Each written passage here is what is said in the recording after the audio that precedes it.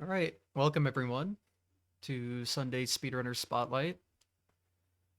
Just gonna throw this disclaimer out real quick. My allergies are acting up, so if I seem really tired or my throat gives out today, just in case, we can never be too sure what will happen. But anyway, my guest today, Roopert83. Go ahead and introduce yourself. Hello. You'll have to excuse me. My allergies are acting up as well, so Hell yeah, doing the best I can. So, we um, love to hear it. Maybe, yeah, at not least, really. maybe not. Yeah, at least we have something in common to start off, I Yeah, suppose. yeah. Well, also, speaking of things in common, nice shirt. Oh, thank you. I, I have SMB1, you have SMB2, same everything else, basically. The same GDQ style shirt they had. Yep, springtime allergies, perfect time. All right, so hopefully everything's set up.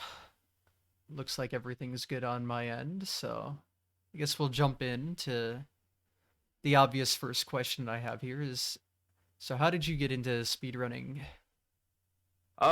So I got into speedrunning when I first, I guess, found out about it was in fall of 2012.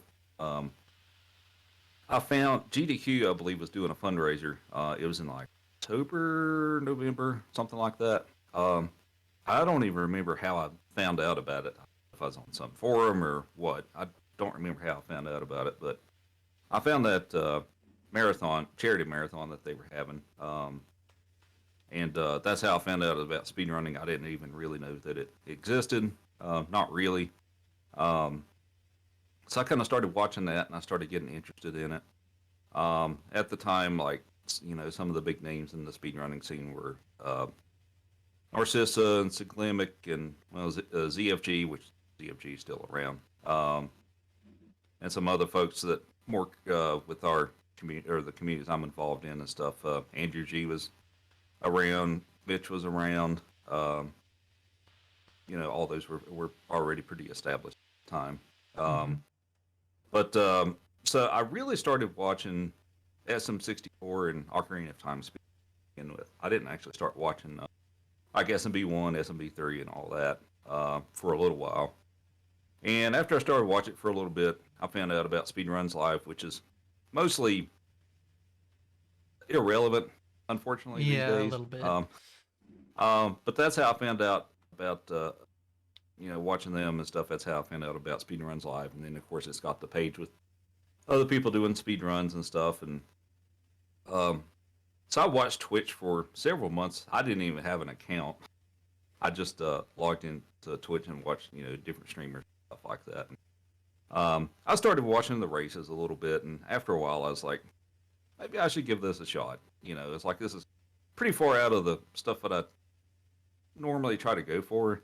But I started watching some of the retro um, runners as far as like SMB1, SMB3, and stuff. I know I watched Mitch a little bit, um, and some of the other SMB3 runners, and some of the others too. And I got interested in the racing aspect of it. And in March, I finally created a Twitch account and uh, decided I was going to try to pick it up. It took me, I probably dwelled on it for about 3 months before I finally decided actually, try to get into it.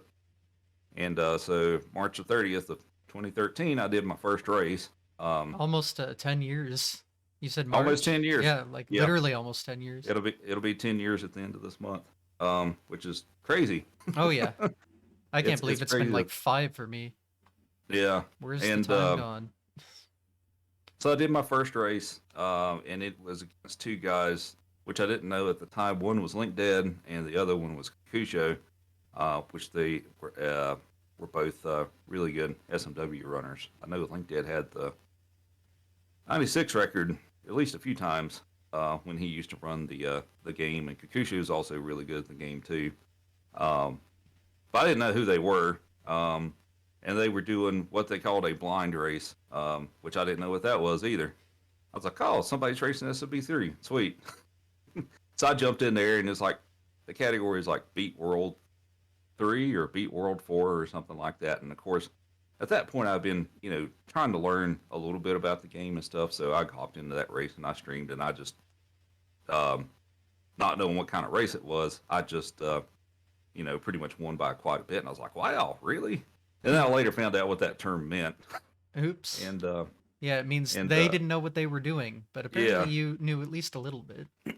yeah. So technically, the first game I started speedrun, I did a little bit with like offline runs for like a few weeks up to me doing a race. And when I started doing that, I started with SMB3 technically first.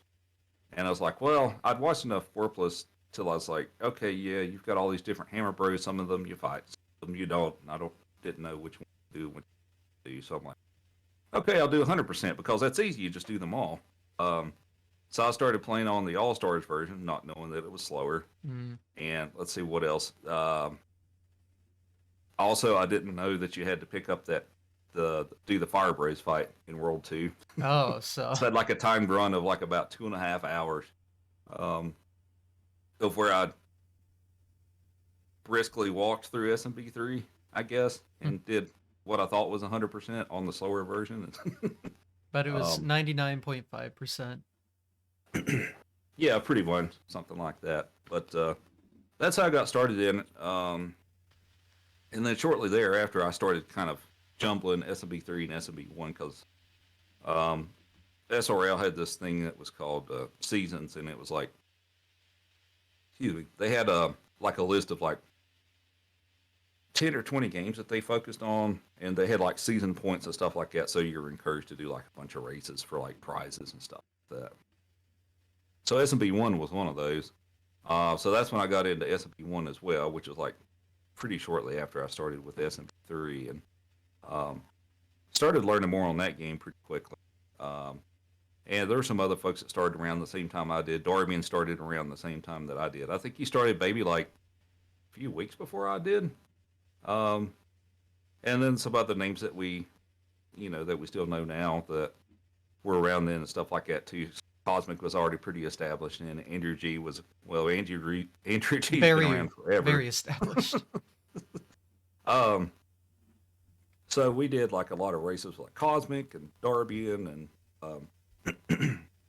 made a bunch of friends and stuff like that. Because those, my back in my day thing, but at that time there's a lot more focus on doing races than RTA stuff for a lot of people. Because we just do pickup races just like whenever. We'd just hop on and be like, hey, anybody want to race just on a whim? And then we'd have like scheduled weeklies and stuff like that. Sometimes we'd just get off work on a Friday and just do back to back races through the night and stuff like that. And so that was a big part of the culture then, which I feel like is a big difference now from, I mean, people still do races, but I feel like the majority of what you see now is within tournaments and randomizers and stuff like that. But then there was a lot more focus on people just doing races just whenever. So that is something that changed quite a bit. But got to know quite a few people. Then of course the SMB1 community was minuscule compared to what it is. I guess we'll put it that way. It had some popularity that first year, but it kind of dropped off for a while, and then it exploded. Of course. But in that first year, I started on the emulator for a little while, and then I was like, you know what, maybe I want to try to do consoles. So I went to my parents' house and picked up my old consoles I had as a kid and got a capture card and all that stuff. So, and I started running SMW as well. To begin with, I don't think I did a lot of Lost Levels or SMB2. Those kind of came a bit later. But SMB1, 3, and World were the three main ones that I played for the first. I streamed excuse me. I streamed a lot that first year too, because it was just, my job was pretty easy. I'd come home and I didn't have anything else going on, so I just streamed. Yeah, I definitely streamed a lot when I started. When I Yeah. when I first started really getting into it, it was like, is all I wanted to do was a new thing, and it was fun. So it was like, ooh, a new hobby. Let me just spend every waking hour doing this. Yeah. It for me, um, I figured it'd be something I'd be into for like a few months or something like that. Just kind of a passing fad or Mm-hmm. hobby and stuff like that. And almost 10 years later, I'm still here, for better or Whoops. worse. So, um, it's um, it's admittedly been a much bigger, I guess, impact on my life than I anticipated. I guess like in a good way, as far as like the friends that I've made and stuff like that, and getting to go to GDQs and things like that. So I've made a lot of friends through this hobby, and that's something I very much appreciate. Um, but hoping to get to go back to sometime soon. Mm-hmm. Um, let's see. All right, where do I go from? Yeah, Been we don't around have for a about 10 years. script, so Yeah. we just wing Um. it around these parts. Yeah. Um. My streaming kind of dropped off some from like 2014 to for the next several years, just because of life things, and I had some other things come. Like I still stream, but just not as much. Um. And then I moved from Virginia to Denver in 2016. Um. And I think I streamed even less because I had to do side gigs stuff like that to make ends meet. Mm-hmm. Be just to be honest about it and stuff too. So I didn't Yep. get to stream a whole lot, at least the first couple of years. Um, and then after that, and of course, if you got questions, timeline and stuff like that, feel free to, because it's hard to remember all of it over years. Yeah, But yeah. I mean, um, you knowing me, I didn't show up until 2017, so any like earlier than that, I don't really know what all happened. yeah. So that's actually what I want to learn more about. So whatever you remember from that era, that's what I Um, want to hear. yeah, there was things that were quite a bit different. Um, so like when I started in 2013, we did Discord didn't exist, Mm-hmm. speedrun.com didn't exist, um, live split didn't exist. Mm. We had alternatives. So um, speedruns live, to do races, and of course this is where we had our communities and stuff like that too. Had IRC servers. So for people closer to my age and stuff, that's not an uncommon thing to be somewhat familiar with, the IRC and stuff. I mean, it's old technology and stuff, Mm-hmm. but it served its purpose. But so we do races with that because it had a bot set up and put the stats on the website and things like that. And some people struggled with it, which I mean, it's kind of cumbersome if you're not already familiar with it. Mm-hmm. And I feel like that's one of the big downfalls of Speedruns Live is their failure to move to a back end platform that is more user friendly, especially for the younger folks. Because I wouldn't expect somebody like like somebody in their teenage years and stuff like that to be like, yeah, I know what IRC is. I wouldn't expect people Yeah, to do that with or it how was it works. it was a learning process for me for sure. Yeah, Because I didn't know what it was, and what I started in 2017, so that was like when it started falling off heavily. So yeah, didn't have a I didn't have was a problem learning IRC in our teenage. Yeah. well. So yes, uh, but yeah, so it ran on IRC, and I mean Mm-hmm. it worked functionality wise. It worked fine. It's just Yes. with younger and younger people coming in, it was just really confusing, understandably, and they didn't really change anything. Like if you go to Speedruns Live now, it looks almost exactly the same as it did in 2013. Mm-hmm. Almost exactly, like the same, almost exactly layout and stuff like that. So they didn't attempt to prove anything, and I feel like that's also part of the reason why races aren't as popular as they used to be. Maybe because of that too. Because it took forever for a viable platform to um, to come out of the I guess the ashes of Speedruns Live and stuff, which pretty much I still consider racetime.gg Mm-hmm. pretty much a pretty viable platform. It works pretty well. It's a lot easier to, like, you Yeah. just click start, click stop. It's very easy, but I feel like after SRL died off, like there's not as much races, at least not that I'm familiar with. Like I never checked that other site. And I used to really like Yeah, races when I first started in right. 2017, 2018, but yeah, they just Yeah, don't really happen anymore.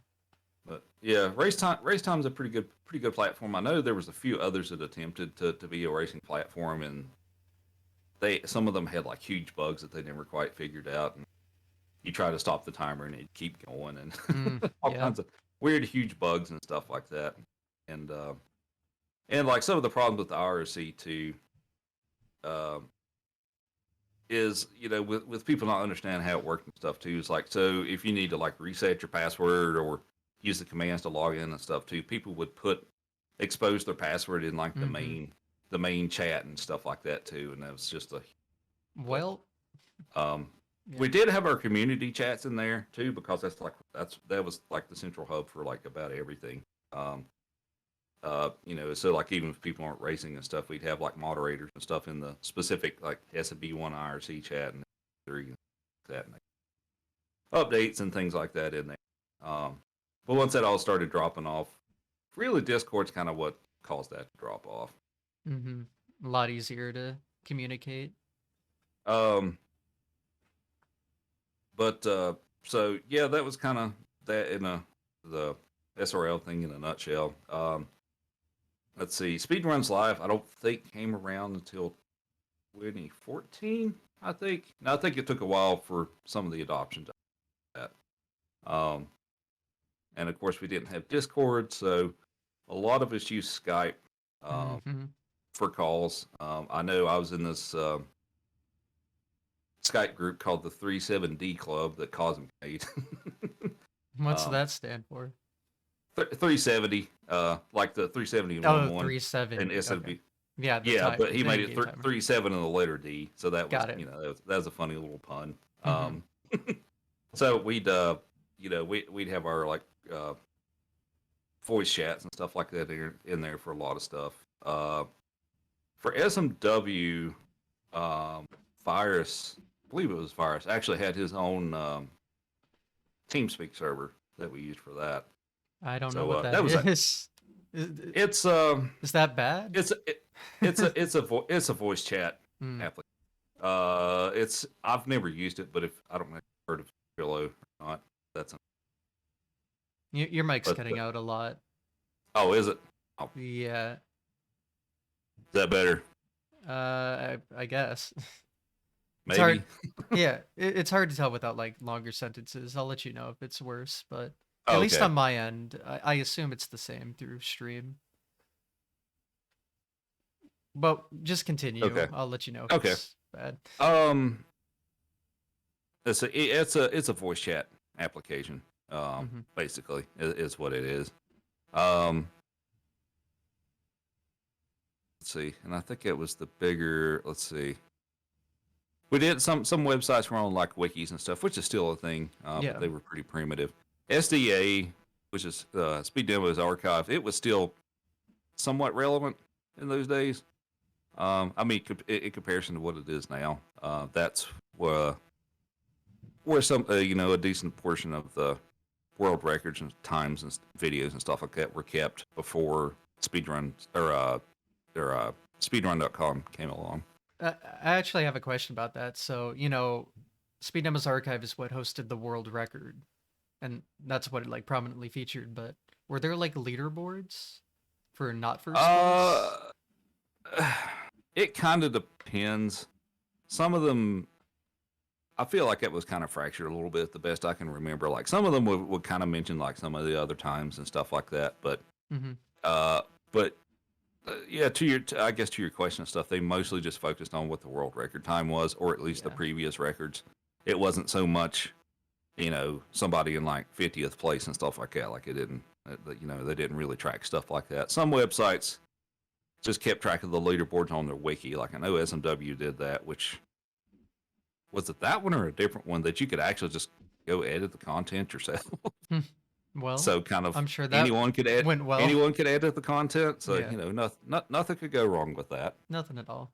It's just weird hearing that there weren't leaderboards because, as far as I've been around, I've always known leaderboards were just a normal thing.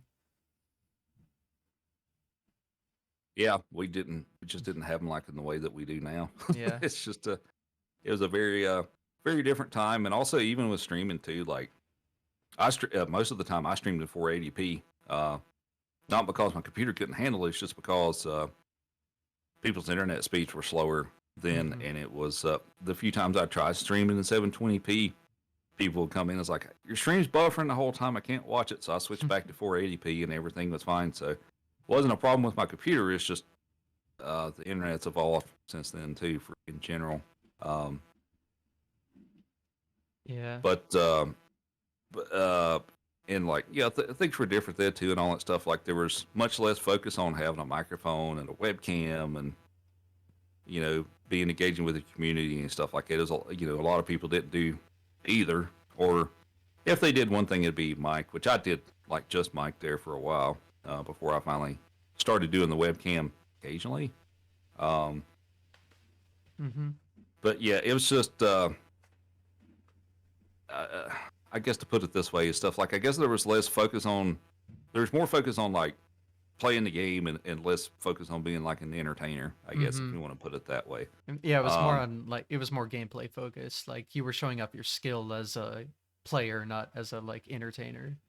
right, And and that's kind of changed. I mean, there's always exceptions to the to the rules and stuff I like was that no too. mic But cam for a long time in like, late 2010s, which at yeah, that point it had changed already. So I feel like I was almost like an old school person in a more modern sense. yeah, but I guess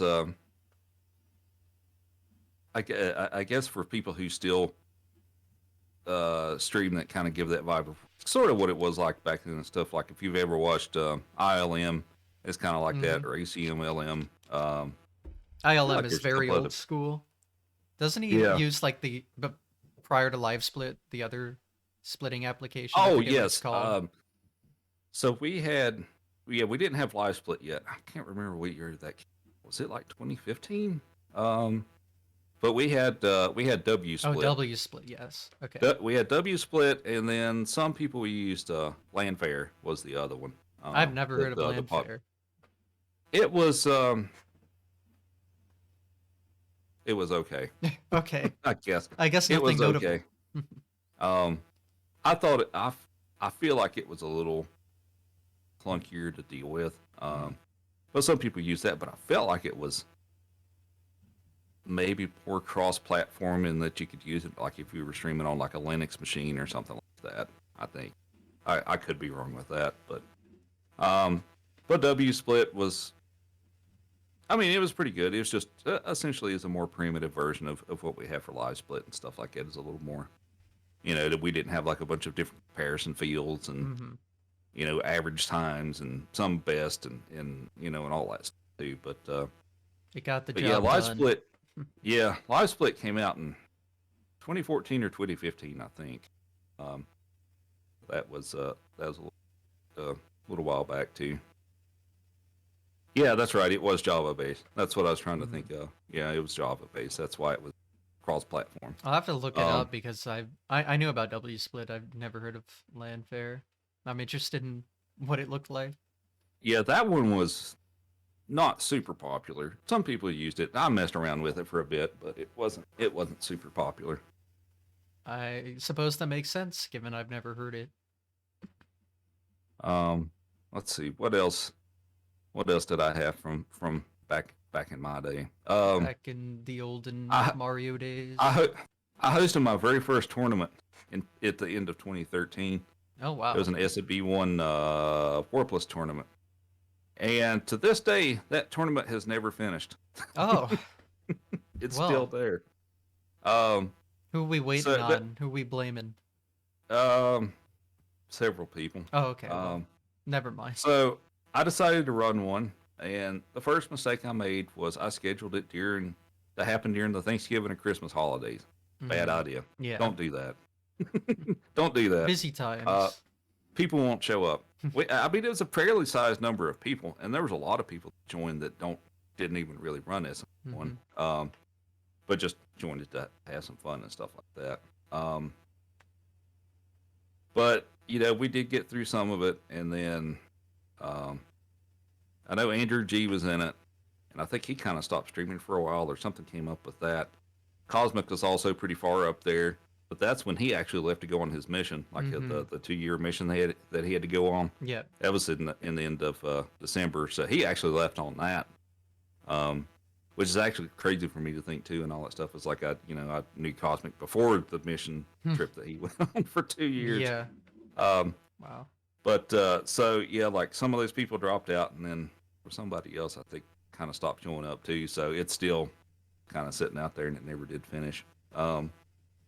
But yeah, so I guess with Cosmic going on his trip and stuff too is, he's like, yeah, I'm going on a mission trip, and I'll be gone for a couple of years. And I was very wrong on this too, and I'm sitting here thinking, is he even going to want to do speedrunning when he comes back and stuff? That's 2 years away from it, with being completely out of pocket, not doing it at all, and stuff like that. And I was totally wrong on that. He came back, and he really came back after that. So, Oh yeah. so yeah, I was wrong with that. But I'm glad he did come back, and so I've had a lot of success with that.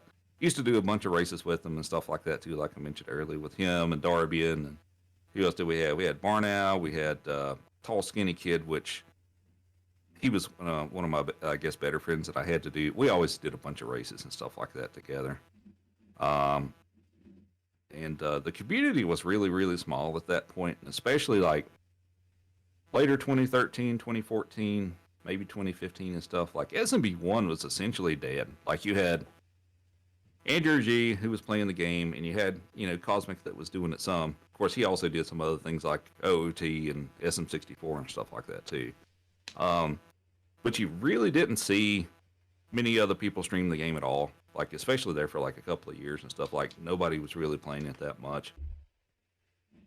And then, and it stayed fairly irrelevant until the Darby, started seeing his success and, got noticed by all the media and stuff like that. So, yeah, pretty much Darby is the reason that SMB1 exploded, essentially. That's neat. So yeah, it was a very, very, very quiet community. And actually at that time and stuff too, is like I knew just about most of the people that ran the game, or at least somewhat. And now it's just gotten so big that it's just Impossible to keep track. Yeah. It's impossible to keep up with them anymore. Like I think I was in the top 20 for any percent with like a 502 or 503 or something like that, and like then and now I'm like 300 and something with a sub 5 or 200 or 300 or something like that. Yeah, there's a bunch of sub 5s now. Yeah, it's pretty crazy on how it's exploded, and I just had a tab open. I just heard myself talk. Nice. Oops. How do we mission play you one on a mountain? We'll never know. So let's see some things that were also different. I guess for SMB3, in those days it was a lot of back and forth between Mitch and Karua with getting the world records, and both of them played on Wii VC. And those were the days that we did not know that version was slower than the original console. By a significant amount, too. Yeah, and they didn't figure that out for a while until I think Mitch was trying to test something. And he's like, why is this not matching up with, I guess, what he was trying to test? And then they finally figured out it was slower. But they just had played it on Wii VC because, it was convenient and they already had one and all that stuff. And once they figured out that it was slower, then they switched to original console, which, for Mitch being in the, in Canada, North American stuff, not that big of a deal. But Karua, he was living in France, so not the easiest thing to get a North American NES and an NTSC CRT and all that stuff in the middle of Europe. But he somehow managed to get to do that. But yeah, it's like a lot of the stuff that we just know now, we're just unknown stuff. Then like the frame weights of the Wii VC and I guess some of the emulator differences and stuff like that. It's just stuff we take for granted and things that we've known for what feels like a long time now. In those days, just we didn't know some of that stuff, and the practicing games just in general is just become super efficient compared to what it used to be. Like we have practice ROMs for everything. We have flashcards with save states and stuff. I mean, yeah, you could do save states with emulator and stuff then too, of course. But a lot of people played on original console, and especially for NES stuff, a lot of times like the best you could do is a Game Genie, which I do have one of those. But if you could use Game Genie codes to help with the practice a little bit, but still, that was a lot of having to reset and play up to the level you wanted to practice and stuff like that. Now the Super Nintendo had did have a save state device. I have one of them, and I'm trying. Oh, it's the one that plugs into the computer, right? No, it's the it's shoot, what's it called? I'm not gonna be able to help then. Give me a second. All right. It's a device that actually plugs into the console, and then you like plug the cartridge into the back of it. Oh. Yes, the Nokia Game Saver. Yes, that's it. Oh, okay, I have heard of that then. Yeah, so it's a device that you plug the Game Saver into the cartridge slot, and then there's a slot on the back of the Game Saver that you plug the game into. So you could actually do save states with that, and that's a device that actually did come out in the 90s. Wow. And it had batteries in it too, if you wanted to keep a battery backup of it, of the save state. I assume that's what it was meant for. Yeah. And you could also do stuff. I think there was a button combo you could actually slow down the game too. Really? Wow. Yeah. So that was actually pretty cool for a device that was made in the 90s and stuff. But there was no real equivalent for like the NES, so to speak. So yeah, practice has improved a lot. We did things that we just have down, like the Pelson ROM and all this documentation for like FPG, BBG, and all that stuff. Like we didn't have any of that stuff, and it was just a slow process to learn how to do tricks or difficult tricks and things like that. I feel like as the days when Andrew G was still going for the two bump method in 4.2, which was seemingly almost impossible. But yeah, that was the fastest strat for that and stuff too. But just that seemed really, really painful at the time to watch it. It's like, yeah, you have to get the right amount of pixels, just get it and stuff too. It was it's a lot's changed. Oh yeah. SMW was a very big racing game and stuff like that, and it was actually a very large. That was actually a pretty large community. At that point, a lot of people ran 96 exit, and over the years, SMW speedrunning is. I mean, there's a lot of Japanese runners that run it now, but as far as I guess Western countries, not as much anymore. I feel like a lot of that's given way to Kaizo, which. I mean, Kaizo is cool and all that stuff, but at the same time, I kind of miss seeing like more vanilla runs like that too. But I guess the people want Kaizo. Jimmy really wants to know about Chinese Super Mario World. When did I first run Chinese SMW? That's the NES bootleg Mario World. Yeah, it was a race, and I can actually look that up. Oh yeah, was it a blind race? Yes, it was. Finally did it right. Come on, Speedruns Live, please. Logging into Speedruns Live in 2023. Okay, so the first time I played it was.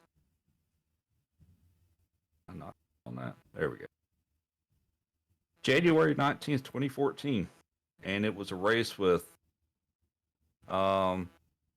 Darbian, X Dragon, Wag the Dog, Praw Claw, Nick J. Man, there's some names I haven't Wow. seen in forever. Twinge, Plunkett, Alter Blues. Yeah, Alter Ooh. Blues is still around.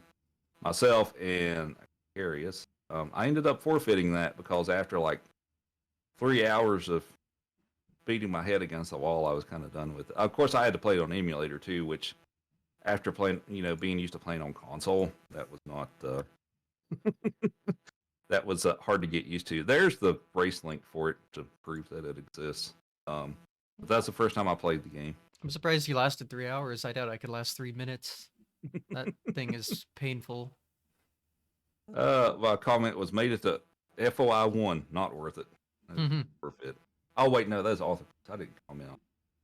But yeah, basically, I was just like, no, I'm never playing this game, which I did. But yeah, there you go, Jimmy. It's first time I played the game. Dog. High five. High five. No.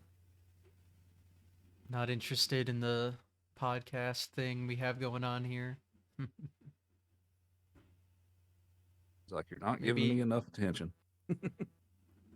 maybe you could say a few words, right? Speak. Speak. Arf. No. Arf. No. Okay. But you want your time in the spotlight, Smokey. the- Come on, get up here. This is now a dog cast, and Come on. we're all okay with it.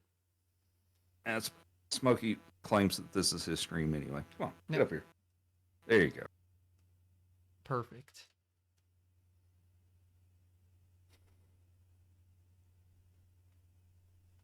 We'll just sit back for a dog break. You weren't even alive when I started speedrunning. Oh, you Jeez. were a few months later. So his birthday is May 27th, 2013. So a few months after I started. Wow. I didn't get you until 2016. Your rescue. You were something else too. First got you. I know you're. You destroyed an ottoman while I was gone. Like destroyed it. I come Dogs always back get and into you're just like, trouble. yeah. Your yeah, dogs are a huge destroy- part of your stream. Yeah. Yeah, they've changed quite a bit over the years too. Smokey has chilled out quite a bit compared to what it used to be. Smokey is responsible for the fall of the Ottoman Empire. Yeah. I've seen a bunch of clips of Smokey from your streams over the years, just making stuff fall over, making Yeah. noises, maybe killing runs here and there. Yeah, it's part of the fun. Yep. No one's mad about it. It's just Yeah. content. All right, so where were we? I got distracted by dogs. No, Not complaining, but still stuck in 2030. yeah. Let's see. I think that's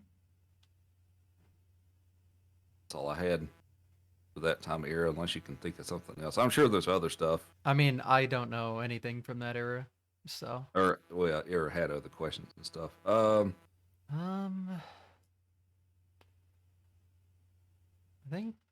think I got it. We can move on to like when SRC kind of came into fruition and when SMB1 really started blowing up. Yeah.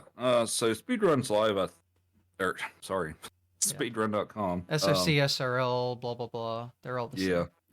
Yeah. Speedrun.com. I believe it came out in 2014, but I feel like it didn't really gain a ton of traction until maybe 2015 ish.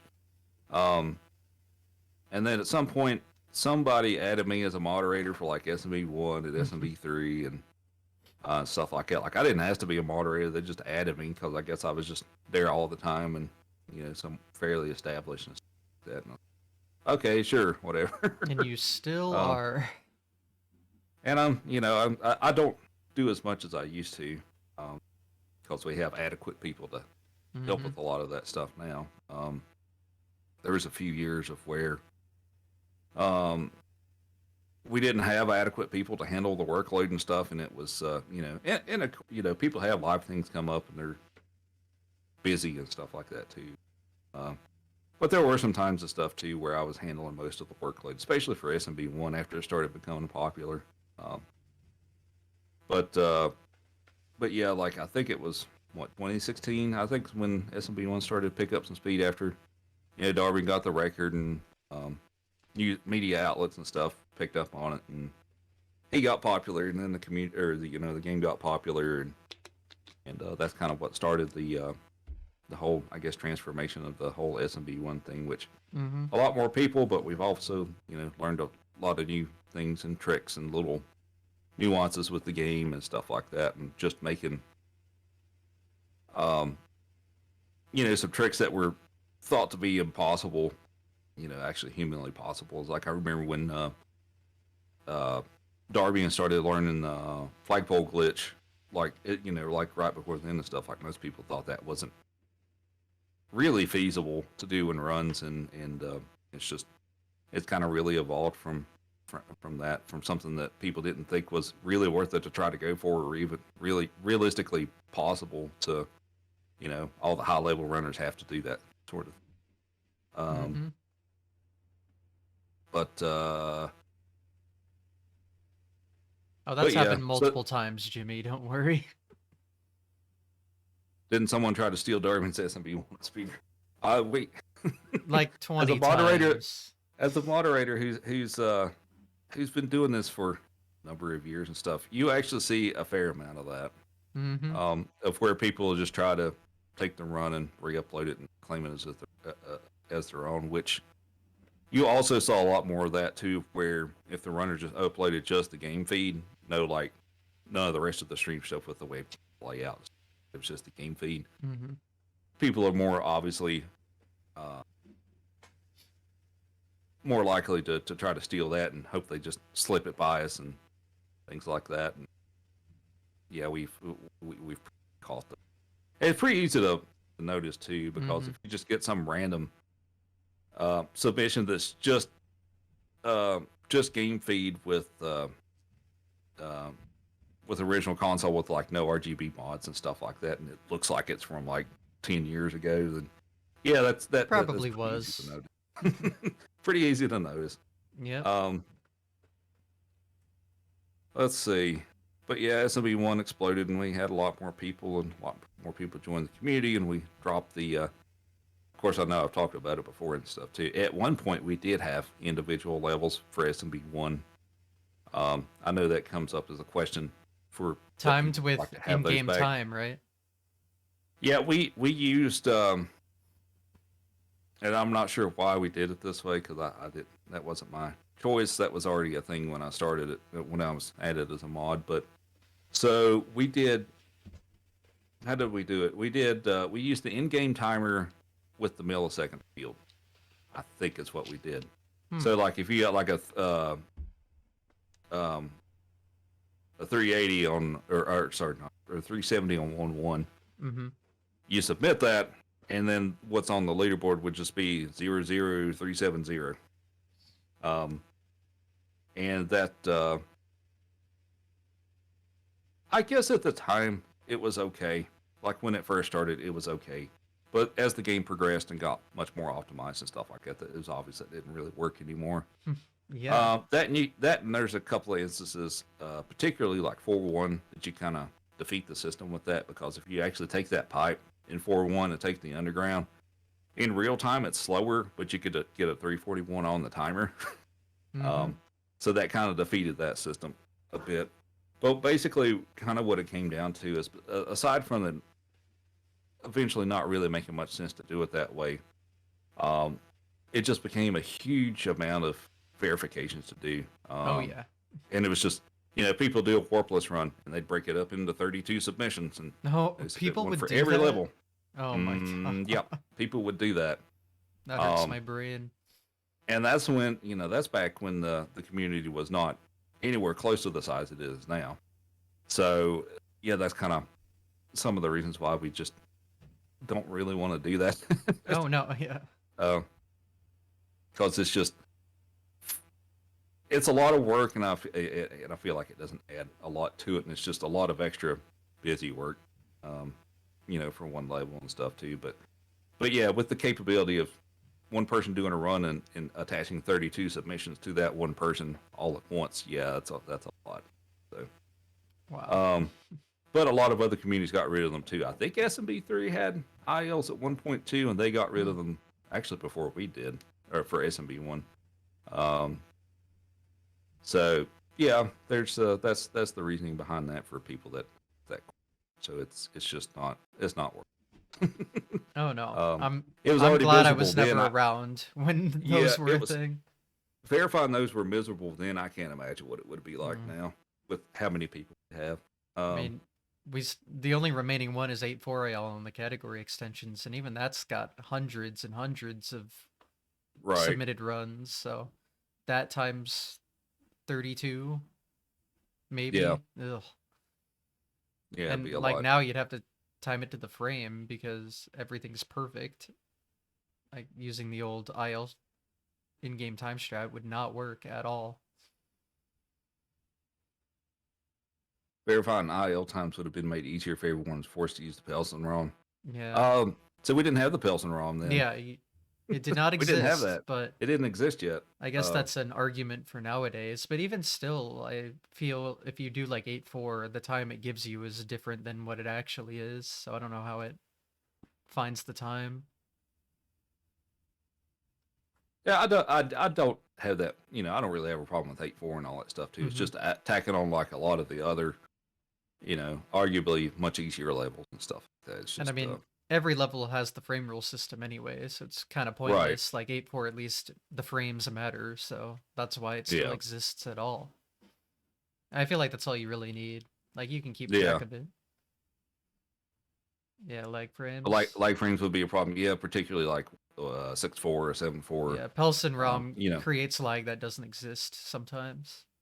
but that and that too. Yeah. Hmm. So yeah, it's just Just better for everyone I that they're gone. yeah. Yeah, like I feel like there's trying to you want to try to strike a balance between trying to do what's right for the community, like within reason and stuff like that Hmm. too. Um, and I just feel like trying to accommodate all that and stuff with all the ILs and stuff would just be a little too much to try to handle and stuff like that too. And it's one of those things with being a moderator and stuff too, where and I guess it was kind of like this for me too. It's like when I first started, it's like for a lot of people, it's like when you first start being a moderator of a game, it's like you're kind of all excited and it's like yeah, I'm just gonna verify all these runs and you kind of enjoy it and stuff like that. And then at some point down the road, and you're kind of like it's not so much fun anymore, and it's more like actual like work that I don't get paid for. Yep. I mean, you do it for the for the good of the community and to and all that stuff, right? Yep. And it's not supposed to be a popularity symbol and all that stuff, which unfortunately I feel like that's what's happened A little bit. a little bit and stuff like that too. Is like where people want to be a moderator of the of a game and stuff like that, and it's like you realize this is actual like work, right? It's not just a oh look at my cool sword, Yeah. Now I can I'm ban somebody. people. Ooh. Mm. But so yeah, it's definitely work for more games and stuff. But, Since we're talking about moderation, I'm curious. Do you have any funny moderation stories? Like maybe a funny run you had to reject? I know I've had plenty of those. um, yeah, I've had a few of those. I think one of the funnier ones that I've had was somebody stole or tried to steal. This was actually an SMB2 run because I moderate SMB2 as well. Hmm. The veggie game. Um, somebody tried to steal Green Death Flavors one of his runs. I can't remember if it was a world record or not, but he tried to steal one of his runs and submit it as his own. So what he did is he did the screen recorder with his iPhone, and what happened was I think his battery was starting to run low. Some notification happened on his phone. So when he's doing the record the screen thing and stuff, that phone notification showed up in the recording and stuff, saying like, "Hey, your battery is low," or whatever. And that was in the submission video. Which, I mean, even before I got to that point, like I recognized that it was somebody's run that I'd seen before. Mm-hmm. But that was actually just kind of funny that he thought he was going to get by with it. And he recorded this, "Hey, your battery's running low," Whoops. thing on his phone recording, and then he submitted that. Yeah, we're gonna have to pass on this one. So, we had, let's see, we had someone that kept submitting SMB1 runs, and they arbitrarily kept coming up with, like if they died, they'd come up with, be like, "Oh, I'm just gonna add 15 seconds on top of my time," or something like that. You know, just arbitrarily, all that stuff. And then they like finish the run, and I think reload save states and stuff like that. It's like, "Oh well, there's another 15 seconds and stuff like that." Not actual time, but they just be like, "Oh, if I die, I had 15 seconds, just anywhere." And we're So, like using save states and reloading after a death? I think so. Yeah. Okay. And of course we have people that splice stuff together. Those are typically pretty easy to notice. Yeah. It's really easy to notice if you try that on All Stars too, because of like the screen transitions and fade ins and outs and stuff like that. And the crazy one that I had with the All Stars, somebody spliced. It's like they tried to splice together like a 7 or 8 minute run for 80%. I think they spliced that together and tried to pass that, and I was like, no. But it was just kind of funny that they tried to put some effort into splicing a run that was 7 minutes. Yeah, 7 minutes and stuff In a like that. 5-minute category. But maybe that's what the thing is though too, is like maybe they just didn't think that we'd really look at it and just be like, "Yeah, we'll just slide that under the table," and maybe they'll accept it and not even look at it. Mods do their work. Yeah, I mean, Doesn't matter. I mean, nobody's 100% correct on or never made mistakes and stuff like that too, but I feel like we're pretty good at catching that stuff. Things can slip by and stuff like that too. It's not everybody's human, and sometimes we miss stuff and things like that, but Yep. But if we don't catch it, then usually somebody else does. It's true. Yeah. However, many years later, yeah, Flippity Dibbity had a project. It caught 2 cheaters. I don't think I know about this. What is this? So you know the video I made where you put all the sub 5s together? Oh, yeah. Okay. Yeah. I don't know if it's that video that caught them, but like some related project to that caught 2 fake runs. Oh. Okay, it was Okay. that one. So, I mean, that was 2 fake sub 5s that were caught. Okay. Not bad for, what, 2 out of 350? Yeah, that's pretty good. So, I think we're doing an all right job on the mod department. Yeah. And obviously, like, the super high quality runs at the very top are always going to, like, be real. Yeah. These are, like, as time goes on, probably, like, slower 459s or something that are in 300th place.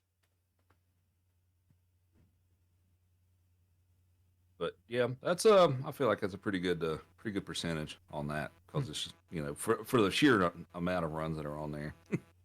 There are so many. Oh yeah, we had there for a while too. We had an arbitrary video proof requirement of a 521, I think. There for a number of years, of where if you had a 521 or higher, you didn't have to provide video proof of your run and stuff like that. So we had a lot of submissions that just randomly come in. I was like, "Oh, I got a 522 or 521. Don't have to provide the video." And Like, after a while, I was like, "Look," I was like, that's "Yeah, a lot of we gotta." 522s. Yeah, I was like, "Yeah, we gotta change that," Because like I Yeah. brought it up to somebody once, they're like, "Wait, you mean I can just go on uh, speedrun.com and just click, hey, I got a 521 and hit submit and it'll be accepted?" I'm like, "Yep." They're like, "Really?" "Yep." Well, so not what I'm um, doing later. so I was like, "Yeah, we should probably do that." Um, but yeah, it's but yeah, it was kind of mysterious of like all these names just started popping. I was like, oh, I got a Mm-hmm. 521. Okay. Yeah. There's a lot of 521s out there. Wonder why. Yeah. I guess as far as me, I guess I don't have a ton of talked about from like 2014 to through 2016. I mean, I moved to Denver in 2016. Um, I guess 2017 is the year that I kind of really got started on the All Stars thing, since that's um, which Yeah. is kind of interesting and all that stuff. Is like for the most of the years that I've streamed and stuff like that too, is like I, mostly ran like the NES versions and stuff like that. But at the time that I guess my stream started getting more popular and stuff, I was playing All Stars, and now I'm like pegged as an All Stars. Yep. And then when I run the NES version, it's like, wait, you're playing the NES version? It's like, yeah, I'd actually play these too. Um, but I got started in All Stars in 2017, I believe, and I think that's when the leaderboard had been out that long, and all 400 and all 500 got created. And um, Alclib was the first person to put up a time for all 500%, and it was it a little over 6 hours? I'd have to get up to see what the first time was and stuff. It was like somewhere around like 6 hours. Um, and then I finally did a run of it and stuff. And of course, I hadn't practiced anything, and I didn't really play SMB2 that much. And I didn't really play Lost Levels that much either. Um, so I think the first run I put up for that was like a 4 hours and 45 minutes, roughly. Um, which took the record for that category at that time because it was just me and Alclave that had done a run of it. Yeah. um, but that kind of that started changing a little bit and stuff. There was another runner by Kudo who ran the category there for a while and stuff too, and I think he maybe took the record once or twice, I believe, or he got close to it. So there for a while, it was just me kind of improving the times like it. And then eventually YMGC showed up, and we started kind of going back and forth. And I feel like 2019 is kind of when we started with that a little bit. And 2020 was really the year that the category got really popular, and we kept trading the record back and forth several times that year, improving it by a minute or two here and there. But that was a lot of fun, when we were both playing it a lot and back and forth with that. Quite a bit of fun, and then just very recently, which he hasn't submitted it yet, but hopefully he will soon. Maiba has taken the all 500% record with a 359. What? I don't remember It's this. yeah, it's been a couple of weeks ago. So like I had the well, technically because he hasn't submitted it yet, like I still have the record at like a 406. But Maiba, the first day of his attempts on all 500%, he got a 359, and I was like, I knew it was coming. Okay. I knew it was coming just because Maiba's really, really good. Like his world record level at SMW, and he's extremely high level at SMB3, and he's also good at the other games too. But those two games, since they're longer games, and he's several minutes faster on those too, he just killed it. He killed it on all 500. That's He got the insane. 359 the first day he did attempts on it and stuff. So, so congrats to him on that. That was pretty crazy. But that's that that's like blew my mind. I didn't even know. Yep, it's pretty crazy. And of course, that could be improved too. And I knew the once he got into it that the sub 4 would come eventually. I just didn't think it'd come that quickly, but Yeah, no, that's incredibly quick. yeah. But Maiba is extremely good and consistent though too. So Yeah. I'm not really that surprised. But congrats to him on that. let's see. I guess for me and my channel, like the whole years from like 2015, I was still streaming some, but like 2016, 2017, 2018, I didn't stream a whole lot just because having to do other things and work and stuff like that. And then 2019, later in 2019 is when I started uh, making a little more effort to really get back into streaming and stuff like that, and actually start doing, webcam full time and stuff like that. Is because like me doing webcam in the years prior was a once in a while thing, and then I finally got it, into just doing it all the time, which it's a big surprise for everybody that watches me and stuff too. I hate webcam. I still hate it, Me too. but I've learned to deal with it. Yeah, I mean, Um, when I like this is staring me at the face right now, but when I do attempts, it's off to the side. I kind of like mhm. having a setup cam though, so I can show like here's my original console, here's the TV and everything. But I mean, I'd be lying if part of it wasn't because I just don't want it staring me in the face. Like Right. I don't like cameras on me. Yeah, and I understand that too. I've also done like the setup Hmm. too, but so 2020 rolled around, and and I was doing okay with the viewership. It'd gone up a little bit, like in the 30s and 40s and stuff like that, and um, then the some things, I guess things just kind of fell together, but pandemic happened, which is, well, obviously not a good thing, and I got furloughed from my job for a month. Mm. So, it's like, can't go into work, anything like that, because I was out of the whole IT team. I was the lucky one that got furloughed. So, Of I course. got sent home, and I couldn't really do anything else besides stream, and I didn't want to do like the side hustle things with like Lyft and DoorDash and stuff like that. I'm a Well, I mean, I DoorDasher. did. Yeah, I mean, I did ask HR about that. They're like, well, you can, but whatever money you make from that, you have to deduct from your unemployment. And I was like, yeah, no. Okay. No. I was like, I'm not gonna, spend all this fuel money and wear on my vehicle and all that stuff just so that I can have to deduct it out of my um, unemployment check. Um, the entire team got furloughed. No, it was just me. I got to be the lucky because at the time there were two sysadmins on our team, and I got to be the much less tenured one. And so I got furloughed for a month, but that gave me a chance to, because I really couldn't do anything else besides just work on my stream and try some new things. And I'd submitted 95 exit to RGL's Retrothon, and that seemed to be a big hit. And it's just kind of like all of a sudden it's like, I guess everything just kind of came together. Um, and like my stream started growing, and I started noticing that it's like, hey, I'm getting a lot bigger numbers and stuff like that too. It's like I never really like announced like a partner push, I guess, so to speak, and that was kind of intentional for me. Like I can't say there's like a right and a wrong way to do it. It's just however you want to do it. So I stayed pretty quiet about it, even despite the questions.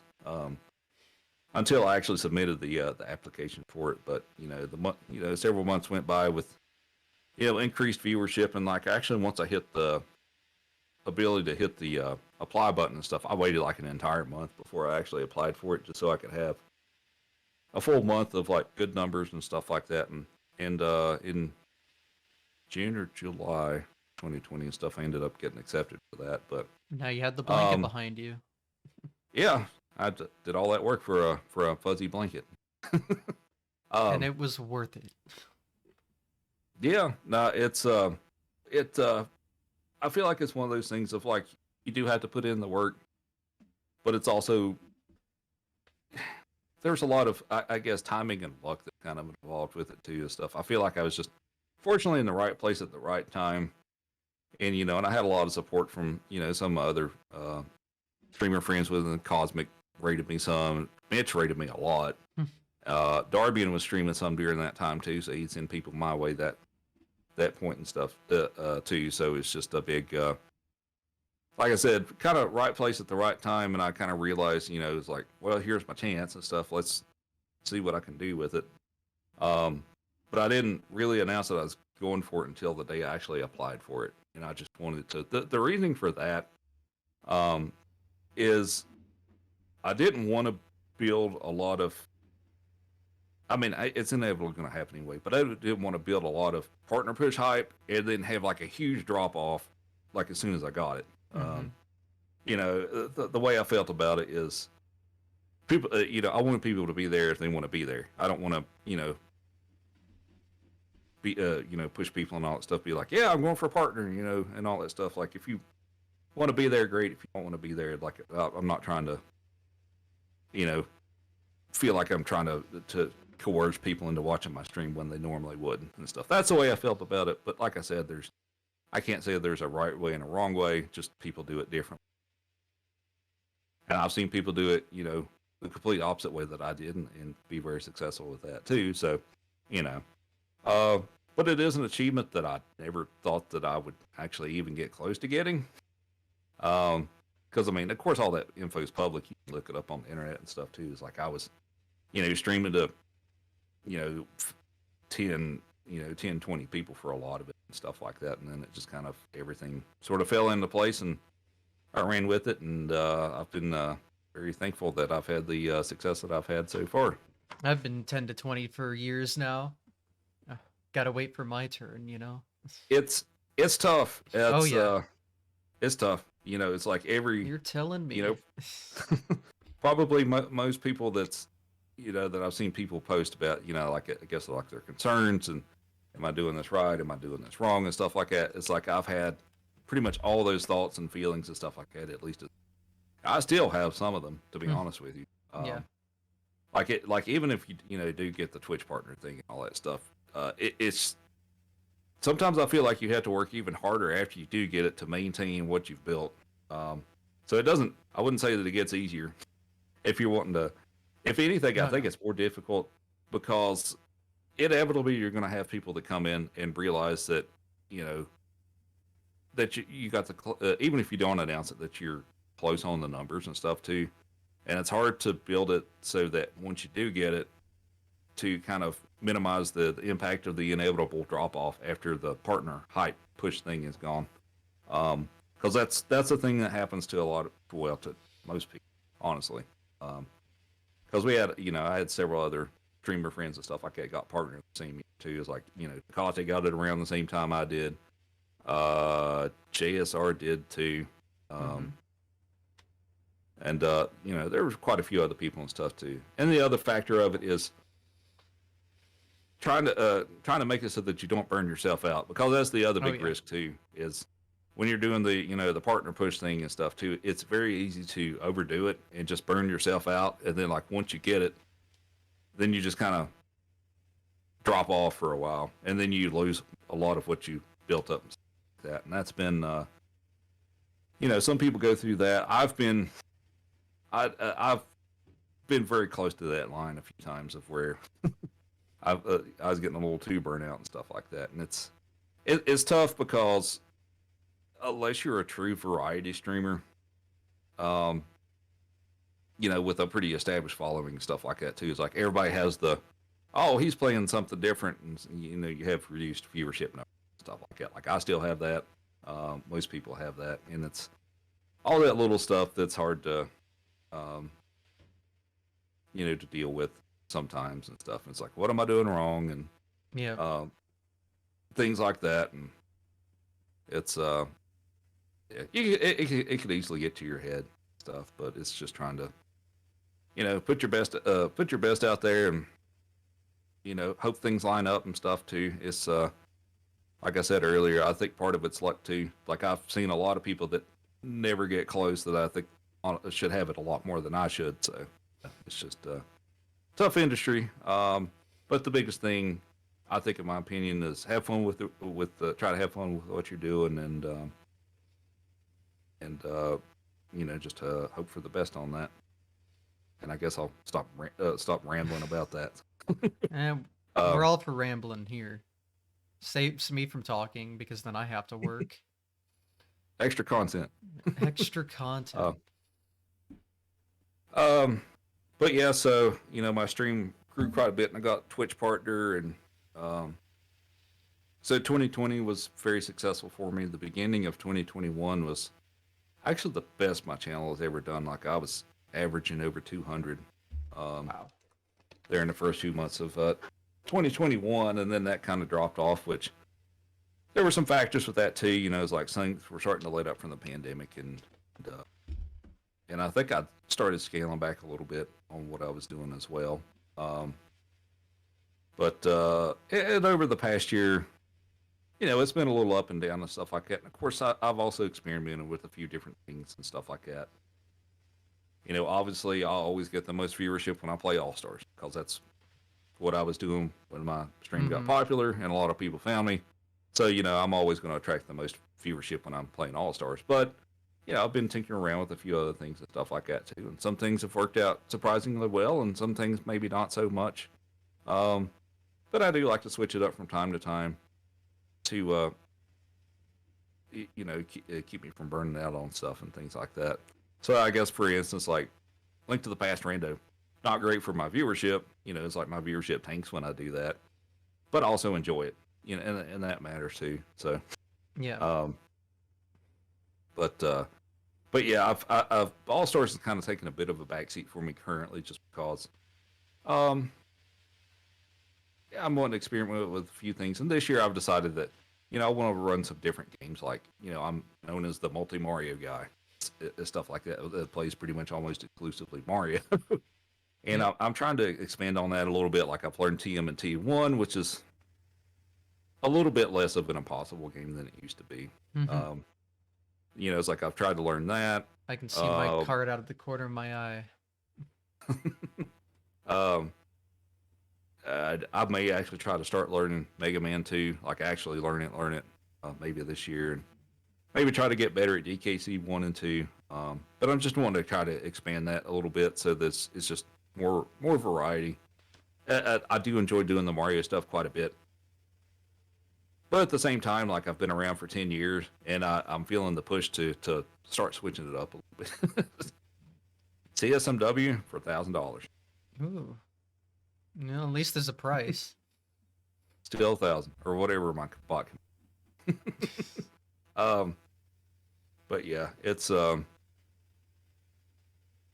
but yeah, so yeah, I tried to experiment with a few things and maybe not do as many things as that are rough on my hands as I used to.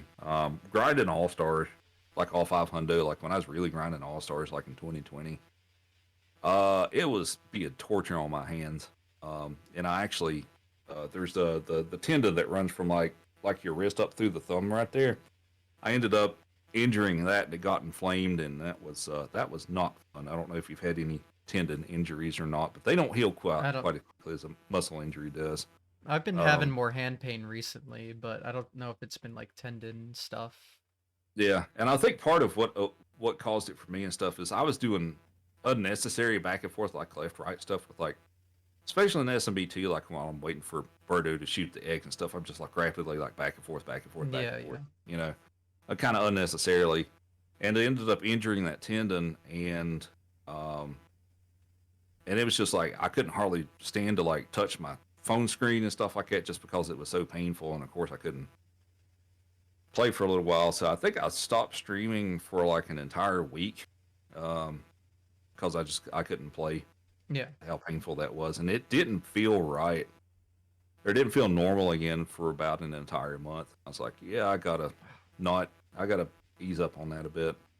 Of course, also I'm one of those people that has a death grip on the controller, or has the habit of doing that anyway. And I've tried to make a conscious effort to not be so bad with that, and it's been a lot better since then.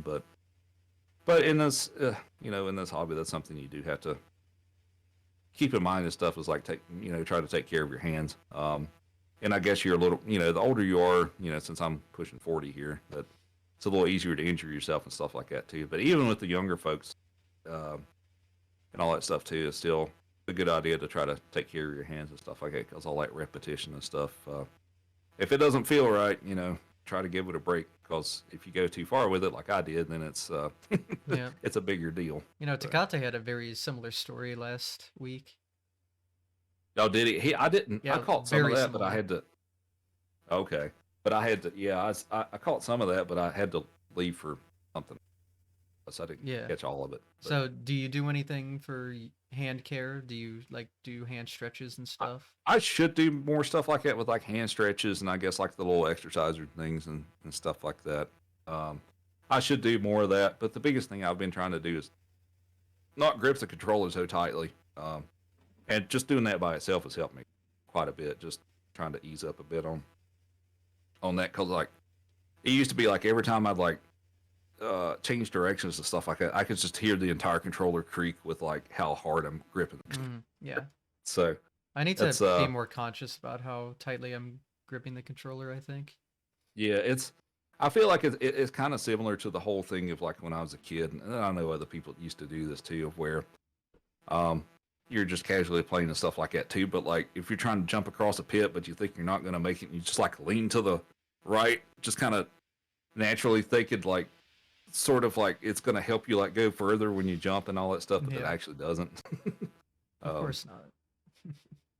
but yeah, I remember that. It's like I tried to jump across a pit and stuff, and it's like, oh, I'm not going to make it. And you just naturally just like lean to the right, just like it's going to give him a push or something. It doesn't work.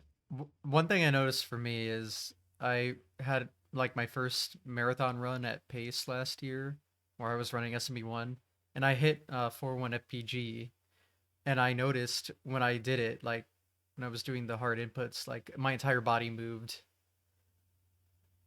So like I I've was got a putting so much force into the buttons. right. And I just I've never got noticed I did that until I saw that. I was like, oh, wow. I've got a I've got a few places where I know I kind of do that when I'm doing the if SMB1, if I'm doing uh small only 1 2, when I'm doing like those pipe jumps and stuff, I know that I'll move my entire body with those. Um, and also doing the 7-1 clip in SMB3, I'll kind of do that too, just because I'm trying to Hmm. get the perfect timing on when to jump to clip through the Yep, wall that's a or to frame do the perfect pipe jump. jump. And it's just I just just shake my entire body when I do that. Or I've noticed that I don't know if I always do it, but I notice that at least sometimes. Yeah. Yeah, it's Did definitely I ever something I've been more conscious about. did I ever speed run with the bone controller? I have never used one of those. Yeah. I'm kind of turned off from I'm a it brick because guy. of the weird the orientation of A and B. It looks really weird I to me. hate the A and B. It looks it looks backwards because it's like Like, um yeah, I was gonna show the SNES controller and be like, when you hold it, yeah it's this, not this. This is dumb. Do this. yeah. So like this looks really awkward. Yeah, Because it's I do so bad. do that to run and all that stuff too. Where if it was oriented like that with Y and B, Yeah, like the bone would be perfect if it was yeah, that way. But and Dard like played on that controller his entire speedrunning career, right? I don't know how he did yeah, it. we'll It's push just every button at once when you pressed one. Whoops. oh yeah. Yeah, I don't know the quality of that controller too much. I mean, that's the controller that came with the top loader, right? That was like the revised controller for the revised console. Uh, did it come with those? I actually don't know because always always had a top loader or a The front front loader. loader, Sorry. yeah. I mean, I have an AV Famicom, so like my controller Okay. doesn't match it at all. I, Yeah. I didn't get a controller with mine, but I want to say that's what it came with. But yeah, I've always used bricks, so I just don't really know. I hate the orientation of A and B way too much. I don't think I've even held one of those controllers either. I just know I wouldn't like it because I've tested like on the SNES controller. No. No thanks. Yeah. Yeah, okay. What it came with. Okay. That is good to know because I did not know that. I know my history a little bit sometimes. So, I know early on you mentioned you ran a Mario 1 tournament that never finished, but you've run many, many tournaments, right? Uh, since then, yeah. The next one I ran was the SMB1 Four Plus tournament in 2018. Oh, it took 5 years? I believe so. I I don't thought think I you were ran doing it them like anymore every since then. year since then. No. Oh. So the next one I ran was 2018, I believe. And then I was in that And one. That was the yeah, first I learned Warpless just to be in that tournament. yeah, And and yeah, and I'll put that up, and I'm like, we'll see how many people join. Hopefully, I have a decent amount of people. yeah, And then like 60 people signed up for it. I'm like, oh my god, what have I put? What have I and done it to was myself? double elimination too, right? It was double elimination Ugh. with 60 people in it. And of course, I mean, we did it with with SG and all that stuff Yeah. too. But I was like, after 60 people signed up, because like I put the cap at 64, and I'm like, oh, maybe I'll get 20 people or something. And then 60 people signed up, and I'm like, oh my god. Well, And I was running the thing entirely by myself too, and I was like, hmm okay, let's see how this goes. And it actually, for the most part, it actually went pretty well. I mean, it was a good one. the double elimination thing, I don't really favor those much Yeah. anymore. But There were a lot of Japanese runners too in that one. yeah, we had a lot of Japanese runners, and it's those were a lot of fun. And then I also ran worthless tournaments in 2019 and 2020, I believe. I think 2020 was the Um, last one, and I remember it 2020 is the last. well because I won it. Yeah, So, undefeated champion. yeah. I typically did fairly well for myself in those. Um, but those were a lot of fun. We had 30 some in 2019 and 2020. I think we didn't have nearly as many, but that kind of Yeah. the first year we had a lot of people that didn't really run the category and stuff like that. A little more like how my 2013 one was. But then with 2019 and 2020, I don't know. I don't know if there's any kind of intimidation factor and stuff like that with it or not and stuff. But it really scaled down to mostly just being people who kind of already ran the game, at least to an extent. Uh, It but was those were a fairly lot of fun large, too. but yeah, Yeah, it definitely wasn't anything like 2018. I remember that being like many yeah, months long. yeah. We had there were some really great races and stuff too. Like Hmm let's see, there's that. Well, it's in my highlight reel, but there's that one where I was racing the call where I was behind and starting 8-4, and then I came back and I won it by 3 frames. We had to Three retime it, and frames. Yeah. it was Cosmic and Cosmic and who was the other commentator? Cosmic was doing commentary, and I was Sport. Sport was I was doing the gonna say it's commentary probably too. Sport. Yeah, and I hit the hit the finish and stuff. Cosmic's like, it's too close. We had to retime it, and it Yeah. ended up being 3 frames. And 3 frames. yeah, that was insane. That's .05, by the way. I would say it was another one we had. Another good one we had was Goofy Chocobo and Kaku, one of the Japanese runners. We had Yeah. to retime that. We had to retime that one too. I think it was also less than a second. I mean, it wasn't 3 frames, but it was. I think it was Yeah. also less than a second. We had to retime that one too. So Yeah, a lot of um, retimes. those were a lot of fun, and had a lot of fun commentary and stuff like that. It's one of those things that a lot to handle by yourself, being the admin for it. But it was worth it. I had a lot of fun with it, and people seem to enjoy that as well.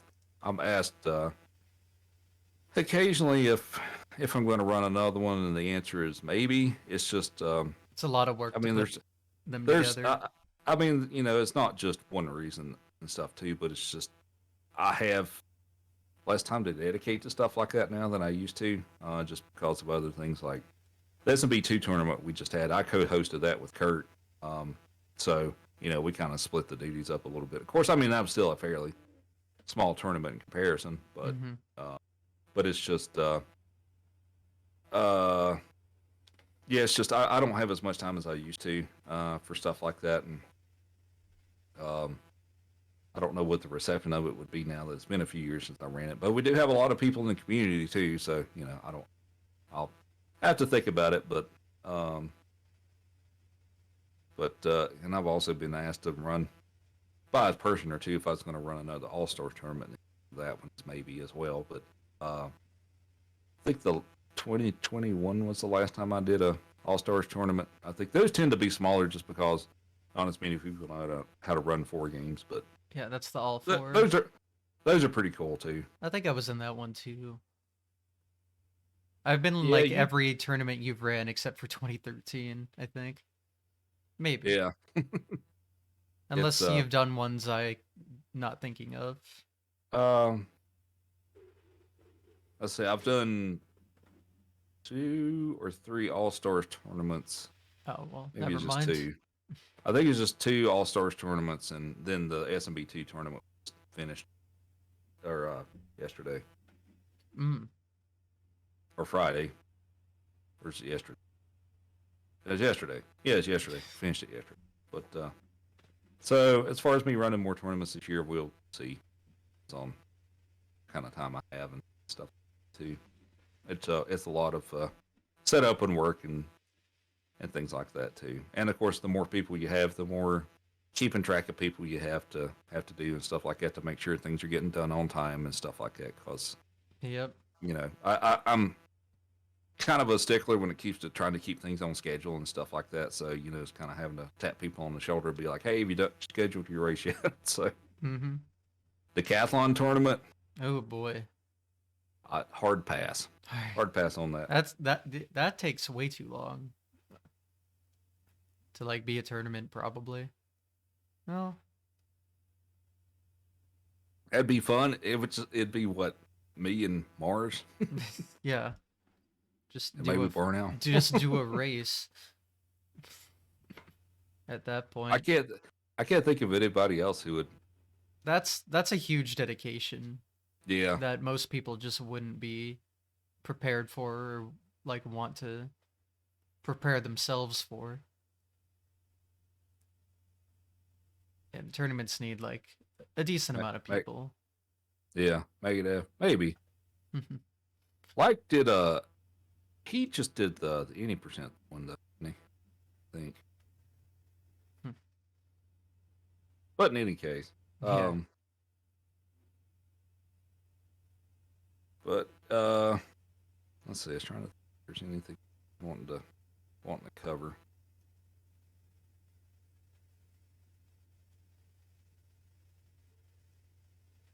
Feel like that's most of my history stuff that I can think of at the moment. I mean, anybody's free to ask I mean, questions about it and stuff, but I think my brain's exhausted of trying to mhm, turn back the clock and remember it. mhm. I'll try to come up with stuff then. Because I know you've run a lot of tournaments, but you've been in a lot of tournaments too. I've been in several others that weren't ones that I ran. Yeah, Yeah, that's what I mean. I've done a couple of Mitch's points tournaments and Kurt's. Kurt had a SMB2 points tournament last year, I think. I think I also did a SMB2 rando tournament, and there were a few like vanilla SMB3 tournaments in the years past that I was a part of as well. Did you say Kurt has And a SMB2 points tournament, just like Mitch's he, 3? he ran one Oh, last year. I didn't even know about that. That sounds Yep. interesting. I've seen the SMB3 ones because it's very unique. Like you come up with these random things you can do in the run to get points, and that's what Right. matters.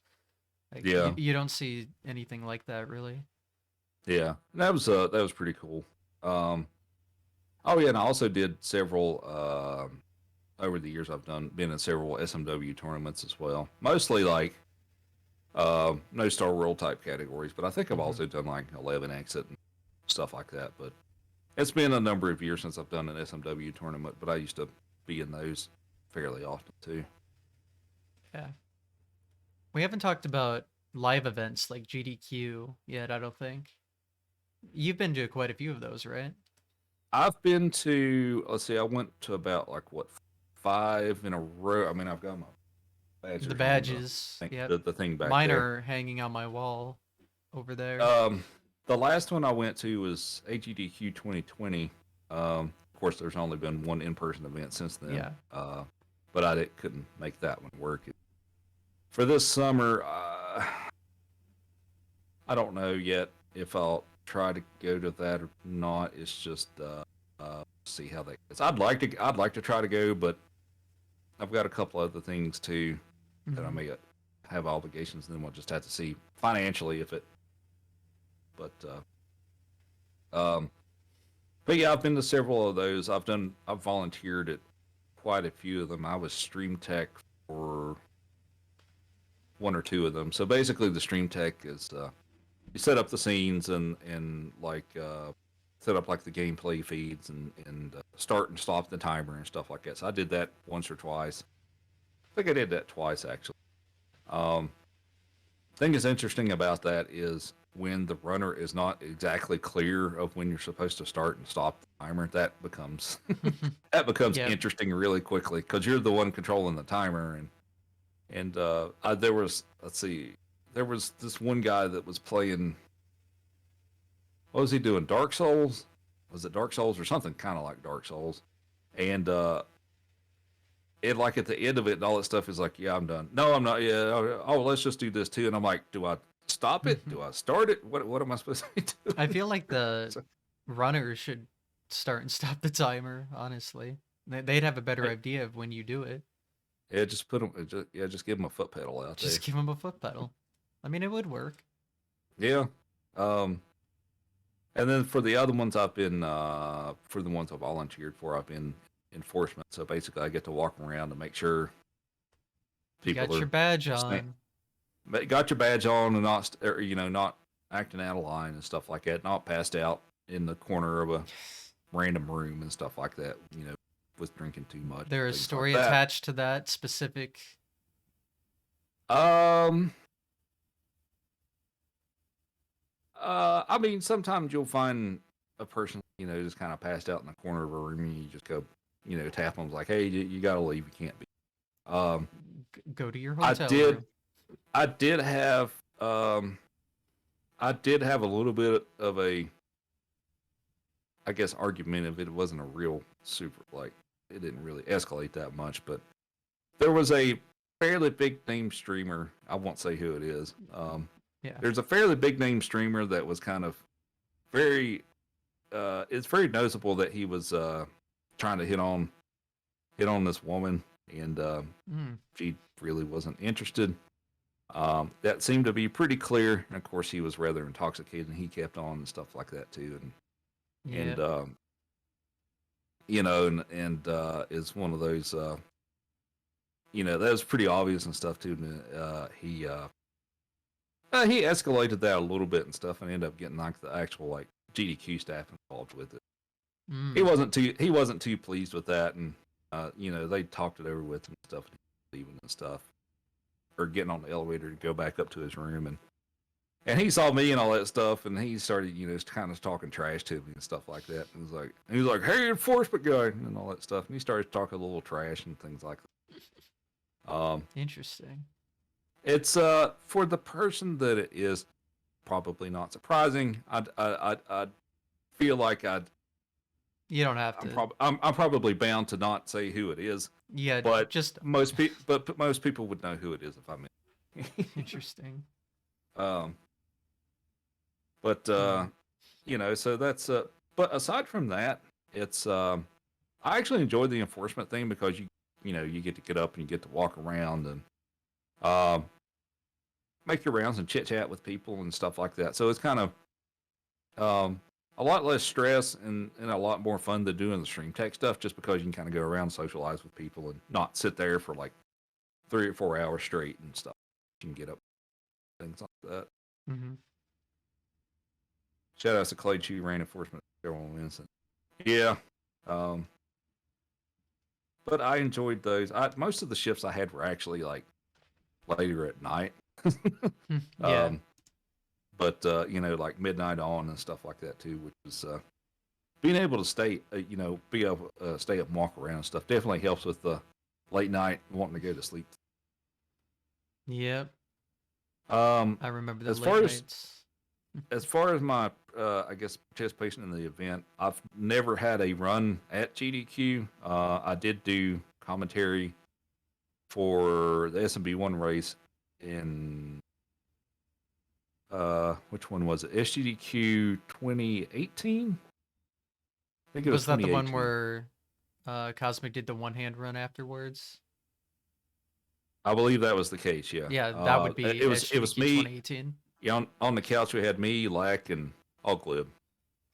I was on the back couch, the ones without Okay. mics. So I kind of Yeah. remember. Yeah. So I helped out with the commentary on that a little bit. I was even a little nervous for the commentary stuff, so I probably didn't talk as much as I probably should have.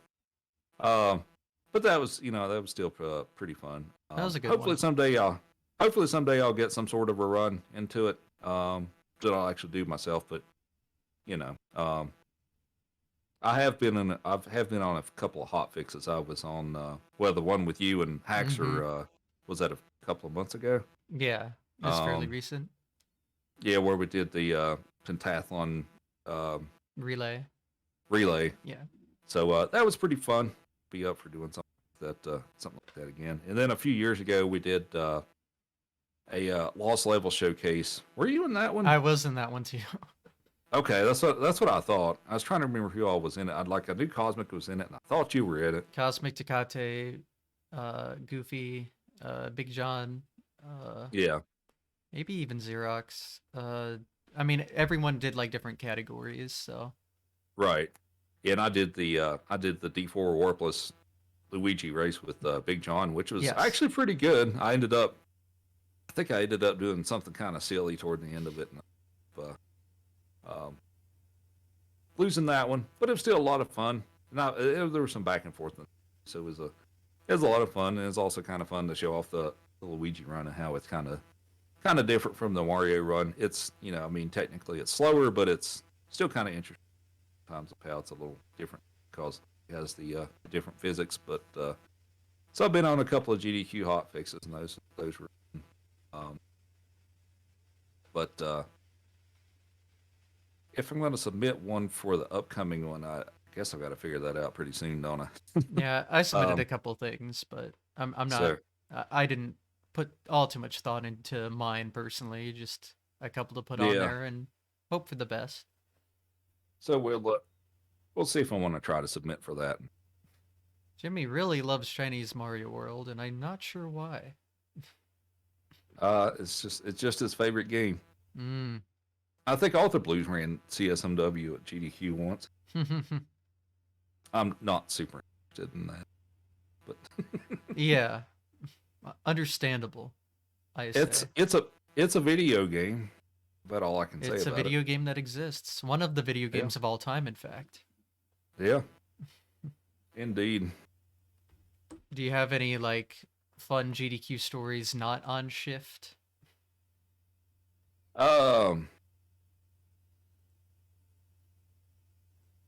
Let's see. There's a couple that's not fun that I'm not gonna go over. Um. Okay, sure um. thing. GDQ's, it's always been a fun time for me and all that stuff.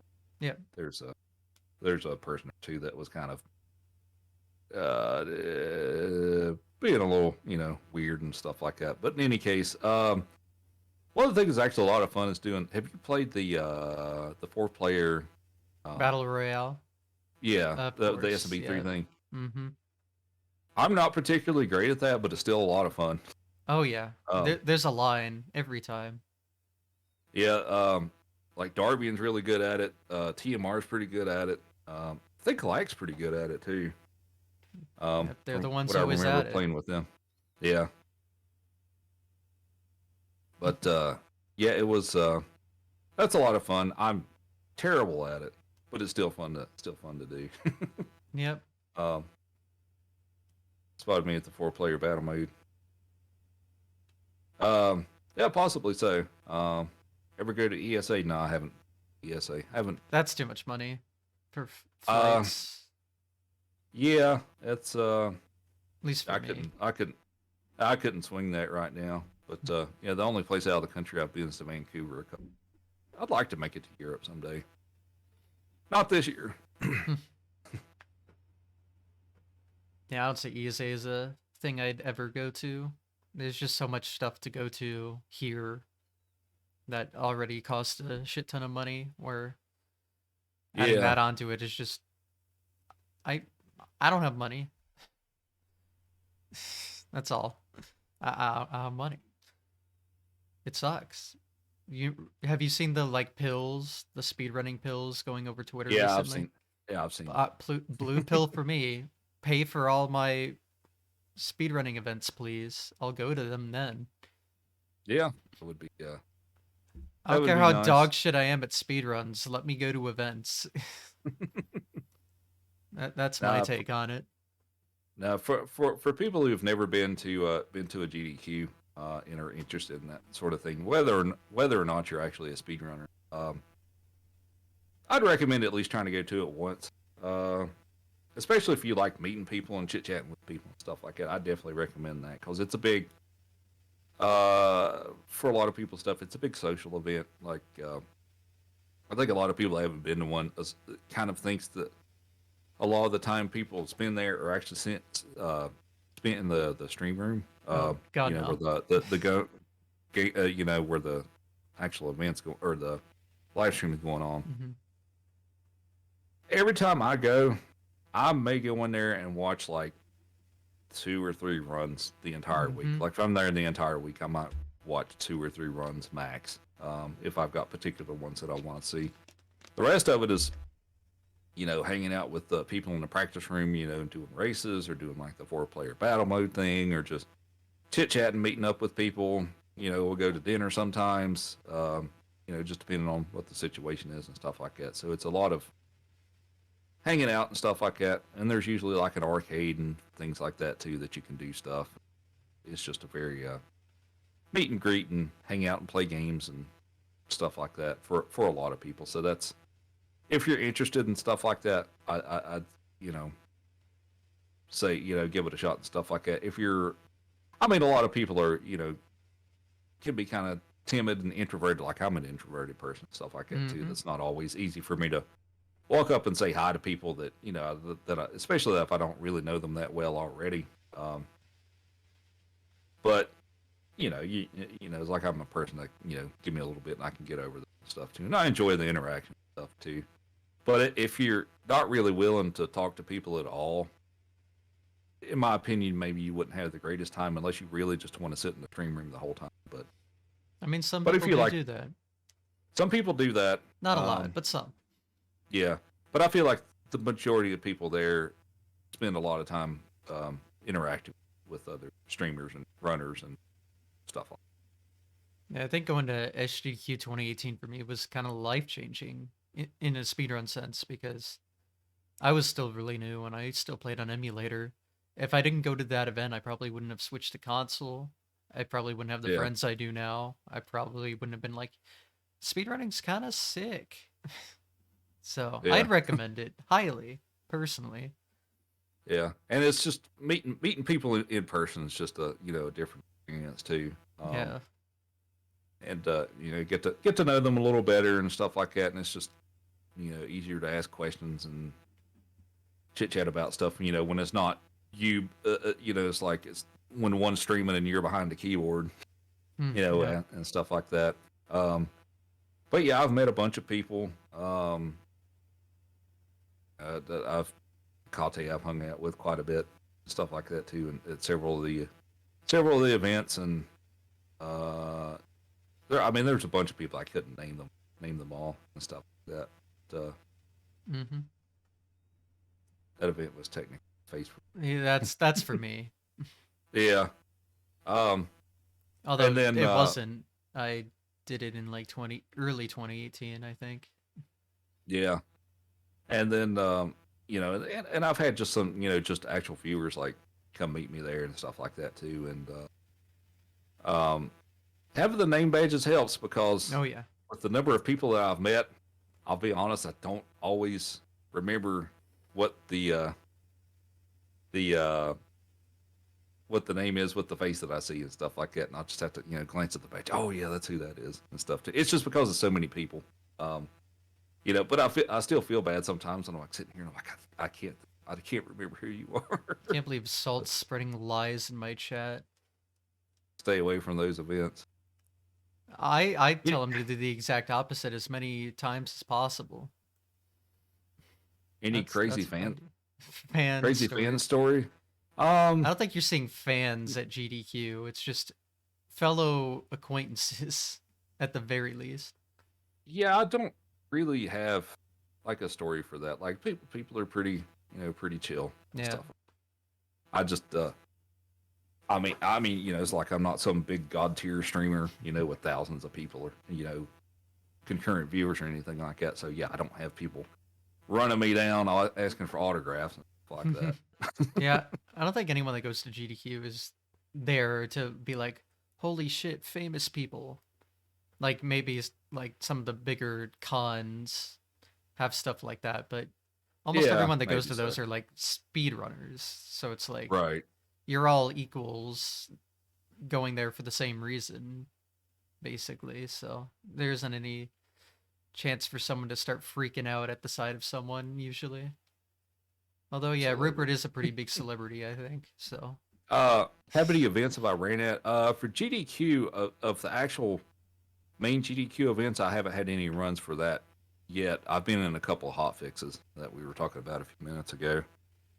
Um, and then I've done a few other like in-person events and stuff too. When we used to have the uh, Southern Speedrunner Summit, the oh Darbians yeah. place back several years ago. I went to most or all of those.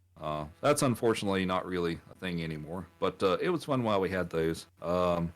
We actually didn't I've talk done. about that at all, but I remember that was like one of the first events I saw because I forget which one it was, but 2017 is when I started and it was August and I feel like it happened around that time. Okay.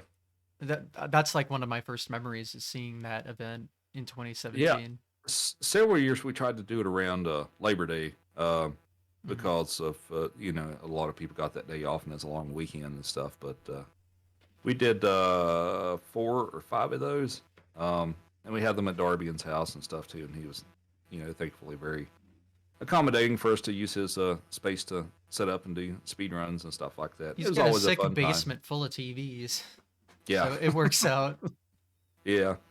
So it was a lot of fun, and we did. Let's see some of the stuff I did there. We did a 4-way or a 4-person all stars race with let's see, who did I race with? I raced with Darby and I think it's Darby and Lack and Sky Bills.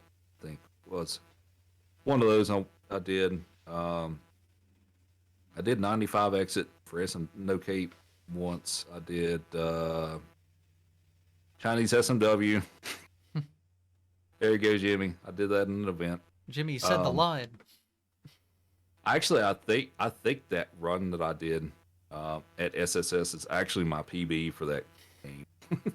Perfect. Oddly enough. Never have to run So it again.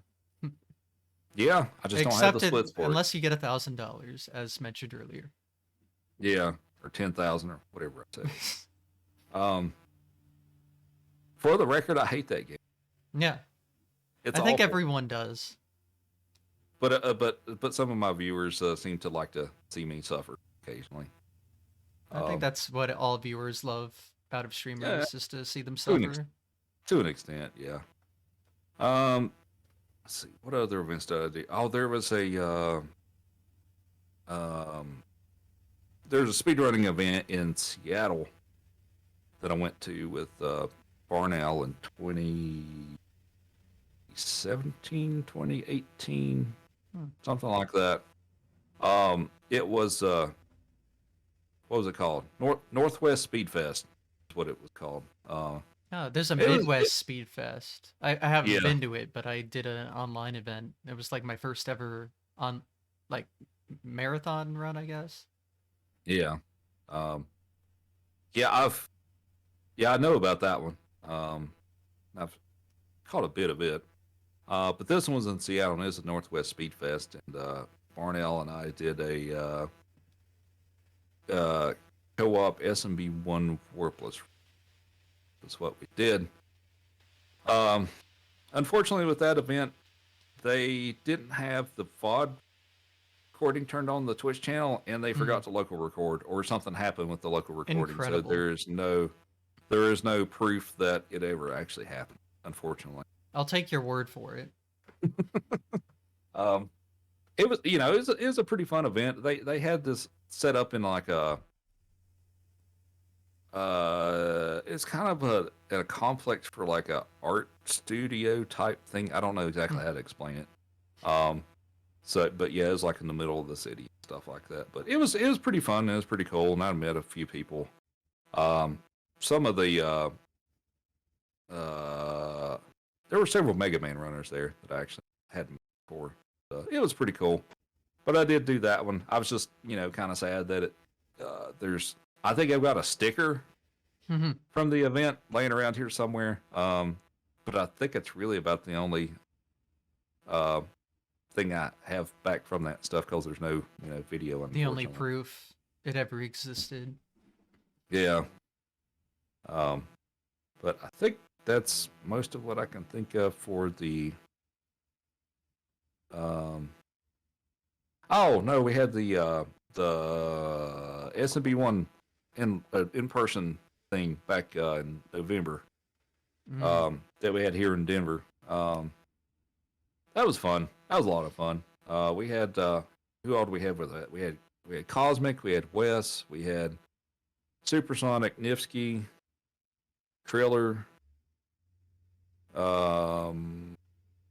Jeremy. Of course, Jeremy is actually fairly local. He lives in Colorado. Who else did we have? Scalpel. Is that all of them? Scalpel. And Stewie was there for Warpless. Yeah, Stu was there for Warpless, yeah. So I think that's that was a lot. Yeah, I think that was it. So that's a lot of fun. I need to actually go back and watch the videos that he released for that. Yeah, I was supposed to be there. You had to do Ace or something, didn't you? Yeah, I was one of like the first couple people he contacted. It might have been me and Cosmic, but like they didn't have a date set yet or anything, and I was just like, oh, cool, I can't wait for this. And then he gets all these. I don't know if he got these people from a college or something, but all the people to film it, and then got all the editors, all the sponsors or whatever. It became like this bigger thing than he was planning, and he was like, okay, well, we're doing this date, and it was the day after I had an in-person run that night, like the previous night, on the other side of the country, and I was like, well, guess I'm not going to this. Yeah. It was a cool event, and it wasn't really that far for me to drive. It was like a 15-minute drive, but it was fun. Got to, a lot of the guys like Wes and Cosmic and Supersonic I hadn't got to see in person since what 2020, I guess. Yeah, GDQ. And then of course I never got to meet Nifsky and Scalpel and Jeremy and Kriller. Kriller is tall. Oh yeah, no. By the way, is he, like 6'5"? At least, I think, at least. Because I'm 6'2", and I feel like he's a lot taller than me. But I mean, I've never seen him in person, but from the information I could have gathered, yeah, he does seem very tall. Yeah, hopefully we'll get to do another one of those at some point. I would like, because I did offer to help with this, but hopefully next time they do one, I may try to see if I can help, like, live stream it. They better do another one. I want in. Like, I missed out, and I'm so mad. I'm hoping we can actually live stream the next one, because it's the one of the big questions and all that stuff. I had my chat personally, that's when I occasionally talked about it and stuff too. It's like, well, where's it going to be live streaming? Like, it's not. Like, okay. Guess I'll wait for the YouTube video in 3 months. Yeah, and that's the other part of it too, is that some people want to only care about seeing it live. Like, they're not really interested in watching, like the previous recordings and pods and stuff like that, which is totally fine. Yeah, it makes sense. I'm kind of one of those people too. Like, there are some exceptions, but most of the time, like, if I don't see it live, I'm probably not, unless it's really for a specific reason. I don't typically go back and watch stuff. Typically, anyway. But yeah, I thought that was a bit of a missed opportunity there, in that they could have live streamed it. But I offered to try to help out with the setup with that next time, because I do have some equipment. I've got this big giant mixer and microphones and all this other audio setup things and stuff like that. And of course I've got some cameras and equipment here locally that I could just haul over there if I needed to. Especially if they just have it in Denver again, same place. Yeah. So yeah, well, he's local here, so okay. I figured because of where the location was decided. Yeah, he's local here. He lives one of the towns south or east or one of those directions. Somewhere But in nearby. any case, so hopefully, if we have another one, hopefully I can, I'm able to help out with that. Just because I think you could get a bigger audience, um, Oh yeah. just by being able to live stream it and stuff. I feel like that'd get a huge audience. You probably talk Twitch into a front page deal as well with that. Possibly so. Just depend on, I guess, who. Guess actually probably the best person to try to get something like that out of the group that we had this time would actually honestly probably be Cosmic because he's the biggest stream out of Yeah, because all of them. Um, yeah. well, him or Nifsky, one of the two, Hmm. because channel well too. Um, Yeah. but hopefully we can get something arranged for that next time. Which hopefully there's another one. Hopefully, Hopefully it's soon. the tech for that was actually really cool. Oh yeah. It's I still didn't totally understand how it all worked, and a bunch of wires and stuff like that. But uh, considering how much there was to it and all that stuff, it actually went very well. I think he just had like one mistake on the second race where he forgot to start something to record it, or something like Mm-hmm. that. But considering how complicated it all looked and stuff, I was actually pretty impressed on how well it worked. Just overall, he definitely he definitely did his work on that. And of course, we had this like scoreboard that showed like real time movements from all the players, and it would like automatically like switch the rankings of as it was going real time and stuff like that too. It's pretty crazy how detailed that was. Yeah. I've Um, I've only seen like the recordings and everything, but the quality of the setup and the videos and everything, it's really just mind blowing to me. it was really good. It's It was really cool. Like it's yeah, it like the was future of speedrun races, I think. yeah, But I just don't know how you'd apply it to other games because like obviously all of the setup over all of these months were for Mario 1. So yeah, you'd have to put all of that effort into just like another game and figure out all its yeah, quirks and kinks and yeah. it's wild. I did talk to him a bit, about like some other games and stuff like that too, and SMB1 with the way that the game operates and stuff is the simplest of like say Mario 1, 2, and 3. Hmm. Um, I think Lost Levels shouldn't be that bad either because it runs on the same engine Of and course. it mostly runs the same. Yeah. Um, but say like a game like SMB2 would probably be more difficult because not only do you have horizontal sections, you have vertical sections, and then you got sections that go back to the left Yeah. and stuff like that. And then SMB3 is, I guess it's like that too, but SMB3 is also a huge game compared to the Hmm. other two or other three. So, but I guess we'll see where that goes. But that's actually it's a pretty cool project. But if he ever wanted to do Lost Levels, I think that should be a relatively easy adaptation because we actually did after the event was over because we were just sitting around messing around for a bit. Uh, it it partially worked for somebody who was playing around with Lost Levels. Like you had like the Mario sprite and I think some of the enemies, but you didn't have the textures of Hmm. like the background and the ground. Of course, those textures are different in Yeah. Lost Levels than they are in SMB ones. And But he has um, like the 2-bit smaller map where it zooms out and you can hmm see where everyone is. That was made by right, hand, so that wouldn't have been made yet. yeah. So that would, but I think that'd be doable. I mean, Yeah. it's Lost Levels races are tougher to be like as close as it is with SMB ones just Hmm. because it's a more difficult game and stuff like that too. Yeah. Um, but it'd be interesting to see where that goes. I'm very excited to see where their technology goes. It's God, I still think like when he released that first video when I saw it, it was like one of the coolest things I've ever seen. Just seeing it all in action. Yeah, I It made me so mad I wasn't there. Nothing you I can do though. yeah. Surely he'll do another one. I hope so. Anyway, Oh that yeah. seems like a a lot of setup and work to only do just one of them. But Yeah. I feel like the response is so positive that you'd be stupid not to do another one. I yeah, I, I just demand another one. I'm gonna be mad until I can go to one of these. Yeah. Just let him know.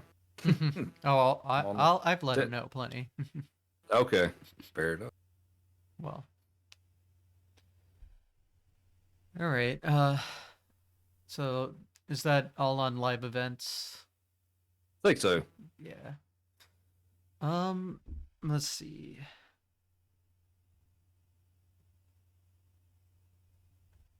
Have we talked about just speedruns you like to watch that maybe you haven't played or haven't played much?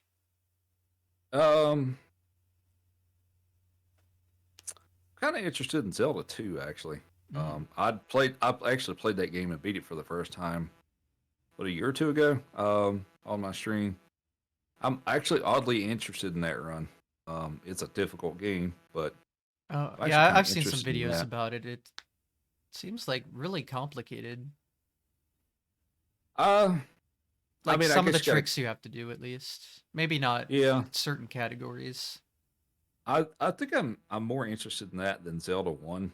I mean, I may try to learn Zelda 1 at least enough to run it a little bit, but not super interested in Zelda 1. It's just it seems very I mean, I know it's RNG heavy, uh, but it seems very grating Yeah. for the the people who are pretty good at it and stuff too. It's just it seems very very demoralizing at times.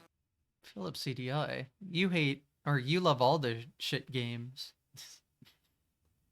Chinese Mario Uh, World, Philip CDA Zelda. Ugh. I've played a little bit of Wanda Gamelon. I'm so sorry. I've played I've played a little bit of that. It's something. It's a game that exists. One of the games of all Indeed, time. indeed. Yes. Um, let's see other runs I'm interested in. Um, well, TMNT one was one of them, but I've actually started trying Yeah, to run it now. you've taken that pretty low too. What, within like 5 minutes of record? It's I've got a 21 something. If I I think had a record pretty decent 16, right? yeah, if I had a decent if I had a decent run, got yeah, good RNG for the Technodrome and stuff, and I didn't make Oh any huge yeah, mistakes and stuff. I could get it. I could get a 20 with it. I forget that game has that like, what is it, a 1 in 3 that the Technodrome spawns first try or something like that. It could be one, two, or three. Yeah, Unless well, if you game over, it will always be three. But of course you have to. but gaming over is Yeah, like a all your turtles cost. die. um, Yeah. if you on the title screen, there's a way that if you actually press start at the right frame, you Hmm. can get a guaranteed whole one. But I haven't exactly learned exactly when you press that yet. But Just press so start frame perfectly. Easy. apparently the way that it works is I guess the value that determines which location it's in cycles during the title screen. And when you press start, it I guess just sets it unless you game over and then it puts it on three. Hmm. Is how I understand it. Interesting. It's uh it's a difficult game, Oh especially the yeah. last level. That I stupid I hallway. haven't seen level 4 while playing, at least. And that was one of the childhood games, so I played it plenty, but Yeah, never quite figured it out. I could. I think I got to the final level like a couple of times when I was a kid. Like I usually struggled to even get to the Technodrome fight, but yeah, I know a lot of people got stuck on the water level was where they usually got stuck. I didn't have too much trouble with that. It was just the later. I think where I really started having trouble was the sewer section where if you fall in the water, you Yeah. kind of go back out and stuff. That part was really tedious to learn how to do.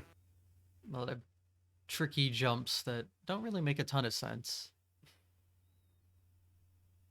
At least not from what I remember. Yeah, Hmm. That's yeah. funny. Um, Accurate. yeah. I just had to point out the little bit of a discrepancy in the game there. If one level's like, oh yeah, you just swim it, and then it's like, oh well, no, they can't swim anymore. um, Maybe but the water's going too fast.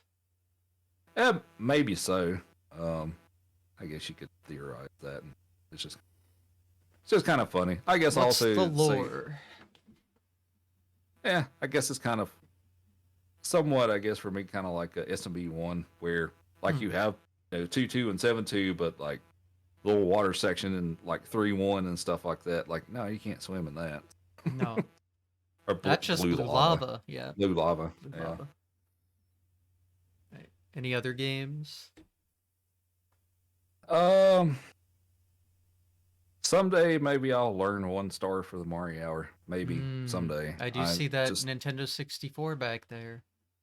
Yeah, I don't have a good way to practice it. I'll have to get a flash card, I guess, at some point. Oh, what's in your console right now then? Star Fox. Oh, I see. Yeah. Do you have the Fantastic Blue console? Or is it a different color?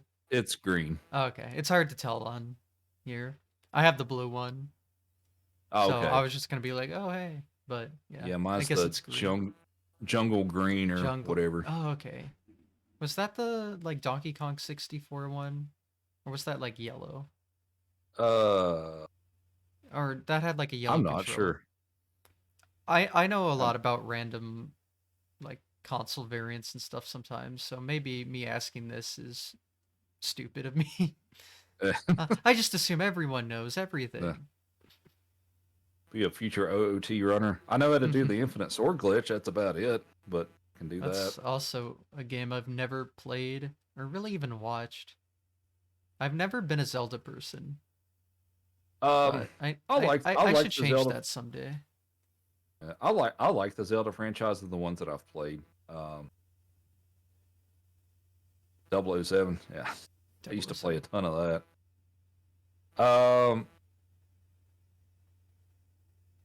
Streets 112. I guess, from my opinion, OOT is a great game. Don't get me wrong. I do think it's a little overrated. That's not to say that I don't think it's a great game, because I think it is a great game. But it's too late. The mob is coming. Yeah, well, but yeah, it's just a little. I don't know. I think it's a little overrated, and it doesn't hold up that great. And I guess, like, one of my favorites is actually Twilight Princess, as far as that goes. But and I guess maybe one thing that kind of made me think about that too is, like, recently, like, I played through Twilight Princess, and then I started trying to play OOT a little bit. And it's just, OOT feels just so. It's the controls are so primitive and janky compared to what I just finished the entire game of TP and all that stuff, and it's just like, yeah, it's a great game, but the I guess the controls just don't feel that great anymore. It's like, they felt great, when I first played it, but I guess I could say that about GoldenEye as well. Like, the last time I tried to play that, like, I played it fine, when I was younger, and that's all I had. But now that I've played all these different, Halo, Call of Duty, and Battlefield stuff type first-person shooters, and then I go back to GoldenEye with the the one control stick and try to navigate with that and stuff too. And it's like, oh, this is awful. Yep. Primitive technology. Yeah. All right. Any other games, or have we run this topic dry? I'm still thinking about stuff to maybe try to do this other stuff to do this year, but that's really all I've got on my plate necessarily for right now. But maybe someday I'll do the Mario Hour. I already know all the other games. I just got to learn the SMC4 part of it. I can do Mario Hour. I have a run, but I need to like do the Mario Hour eventually. I need to just stop slacking in general, honestly. So much stuff. I got time though, I guess. Yeah. You have a favorite speedrunning moment?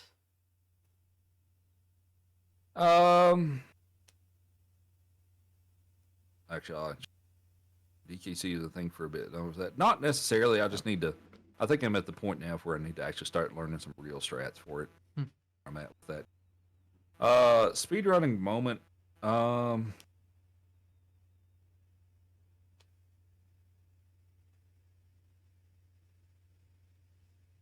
that's a tough one. Yeah, Um, I figured. I remember when I got was it 1930? I think I got 1930 in SMB1 Warpless. That was a pretty big achievement for me because I feel like I worked on that for a little while. Um, the last time I got the all five hundo record with the 406 and all that stuff, because I'd worked on that off and on for over a year before I finally beat that. So I feel like that was a pretty big moment. Stuff. I mean, I guess I've had PBs and stuff where I've been, I guess, visibly more excited than that, but yeah, I guess I've had several over the years. But yeah, some of the SMB1 ones. Admittedly, the sub 5 for SMB1 was just like, thank God I got it. It's over. Yeah. For me. I just, I wasn't, I guess I wasn't super excited with that. I guess I was a little excited, but for me, it's just more of a relief because I just, story. Thank God. And yeah, and nothing against people who enjoy running the category and stuff because there's a lot of people who do. It's just not really my thing that much and stuff. I just don't enjoy that many resets. Yeah, Yes. you're more of a longer category. Yeah, that's I mean, I do run some shorter category stuff too, like SMB2 and GMNT is not that long either. But yeah, I enjoy the longer categories. Just I don't know. I guess mindset wise, it's easier for me to deal with those, and it's a little once you get a run actually started and stuff too, you can kind of get more settled in with it and stuff like that too. Especially those huge long, like 4 or 5 game runs and stuff like that. Just kind of play the game and hang out. Yep. Do you have like a favorite speedrunning moment, like not of you, that you've seen or something? Maybe from an event or someone else's PB or something like that. One of Darbian's records that he got. Well, I can't remember which SMB one record he got. Well, I mean, he kind of popped off for a few of those, but I can't remember exactly which one it was. So there were some of those, and then he also had the record for D4 Warpless with Mario, and I think he died in D3 and he still got it anyway. Yeah. That was pretty crazy. I remember watching that one live too. Wow. But 456. Breaking cameras since 2016. Yeah. So yeah, like he's got a few of those. I don't have others necessarily that's coming to mind at the moment, but those are some pretty good runs to watch. Now that's roast beef. Is that the first sub 8 in Lost Levels? He has some funny runs.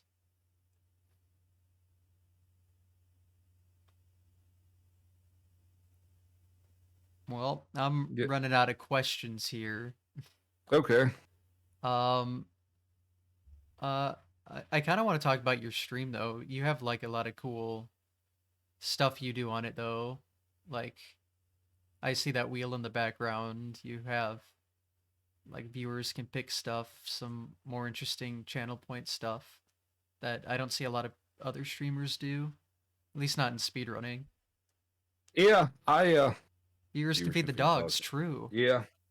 It's trying to come up with something, stuff that's a little different, stuff like that too. And yeah, you don't typically see a lot of stuff like that in speedrun type stuff, but sometimes I try to find ways to be a little different, even if it's hard to handle sometimes. While you're trying to do a speedrun, then you're trying to do this do this other task in the background or in between levels and stuff like that. Yeah. It was like it's like we have the sub cookies and stuff too, and it's the most difficult game for me to do that or to handle that is SMB2, just because there's so little downtime between when you finish the level and you start the next one. So I have to get a little creative sometimes on how to give them, their treats and stuff like that. And of course, yeah, we got to spin the wheel, and the big wheel back there has got like different games that you can pick runs from, and Bean Boozled thing and stuff like that. So, and giving the dogs treats and stuff because they, have their own camera, and Mm-hmm. they're very much a big part of the stream. They Actually, are kind the of weird, stream but sometimes. yeah, they pretty much are the stream. They produce more content than I do. So, um, but but yeah, I've my streaming setup and room and all that stuff is very different now than what it was just a few years ago. Um, Yeah, you got a cool space. it's yeah, I had a little help organizing it, and of course also got gifted a few things like the big cheer wine bottle cap, that big huge thing up there. One of my viewers actually gave me that as a Christmas gift, so No, that was that's not actually pretty showing up cool. on stream, but it is there. Oh yeah, I can't see what part. Oh, Yeah, okay. it's up Yeah, there though. it's on top of uh the shelf stuff, but Yeah, where'd you get those shelves actually? I really want shelves like that, those square. Target. Oh, I got those at Target, and it was, how much were they? 30, $40, something like that that, is I think. very inexpensive. Are- Yeah, it's not too bad, and they weren't that bad to put do together. do they have a wall behind them, or are they like holes? Um, I did not put the backings on them. It comes with them, or like the one I got and stuff. You can put like backings on the shelves. Um, but I left those off because Yeah, what I've I actually prefer got them is off. Yeah, the LED light that I've got behind it and stuff shines on the back wall. So if I put those covers over the backs of them, and then it's not going to work out the way that I yeah. wanted it to. So that's open, but a lot of them will give you like backing for to cover the back. See. Yeah. I've wanted shelving There's, like that to organize my consoles, to like put one in every square, and then like I could run the cables, behind it, and it would look a lot more organized. So I've been looking into that. And yeah. so many people I watch have those shelves, and I'm just like, where do I get those? All right, that'll be helpful. Uh, I need to find that. Although uh, I might need to get one a little bigger. I mean, what's that have? 12 it's squares? 3x4, so it'd be 12. Yeah. Yeah, I need like a 4x4 or something, probably. And I think they had a few different sizes and stuff. I think that one was the one that seemed like it was going to be like, well, we'll just at least start with. So, Yeah, I just looked up for those shelves, just like doing a Google search, and it's like, buy this for $400. It's like, why? What's so special about this thing? yeah. So I know I'm not looking at the right spot. But yeah, like some of the stuff, it's like I feel like I've got most of my stuff set up, fairly well in here. It's not perfect, but a lot, a lot of the stuff's fairly inexpensive. Like yeah, like the shelving back there and stuff is not that expensive. This black table is just Hmm. from Walmart, and I paid like, I don't know, $40 for it or something. It's just like a uh, plastic table with fold out legs and stuff. But I needed more room Yeah. for all this stuff. Now, I did have a different color table. It was about 2 feet shorter, and everything was really cramped on it. And then I got this one, and now it's like I've got so much space, like I don't know what to do with it. So, um, Well, it's there but it's at least. better to have extra space. But basically, I kind of use it like an L-shaped desk and stuff. I've got an actual wooden desk that's like right in front of me, Hmm. with got my monitors on it and stuff. I've got an But this over L-shaped. here, it's got my my consoles, and I got my mixer, and you probably see all the stuff, but my switcher and my third monitor and stuff like that. So, but it's nice to have a dedicated room for all this stuff because I mean my bedroom's obviously in a different room. Hmm. I mean, Um, I have this whole basement. well, I need that's to all. I need to figure out Yeah, the organization a little better. But yeah, yeah. currently I I mean, got a good deal. yeah, I could. I mean, I could use the basement as well, but I'd rather be up here. Yeah, well, But I've got plenty of room in the basement. I could do that if I wanted to, but it's yeah, colder down there during the winter and stuff like that. So yeah. it's I just easier I to do personally it don't here have too. much of a choice given that, you know, Right. I Yeah. live down here for Yeah. reasons. Let's just say financial Yeah. reasons. Yeah. I mean, I pay an arm and a leg to Yeah. live in this place with a backyard the dogs can run in. So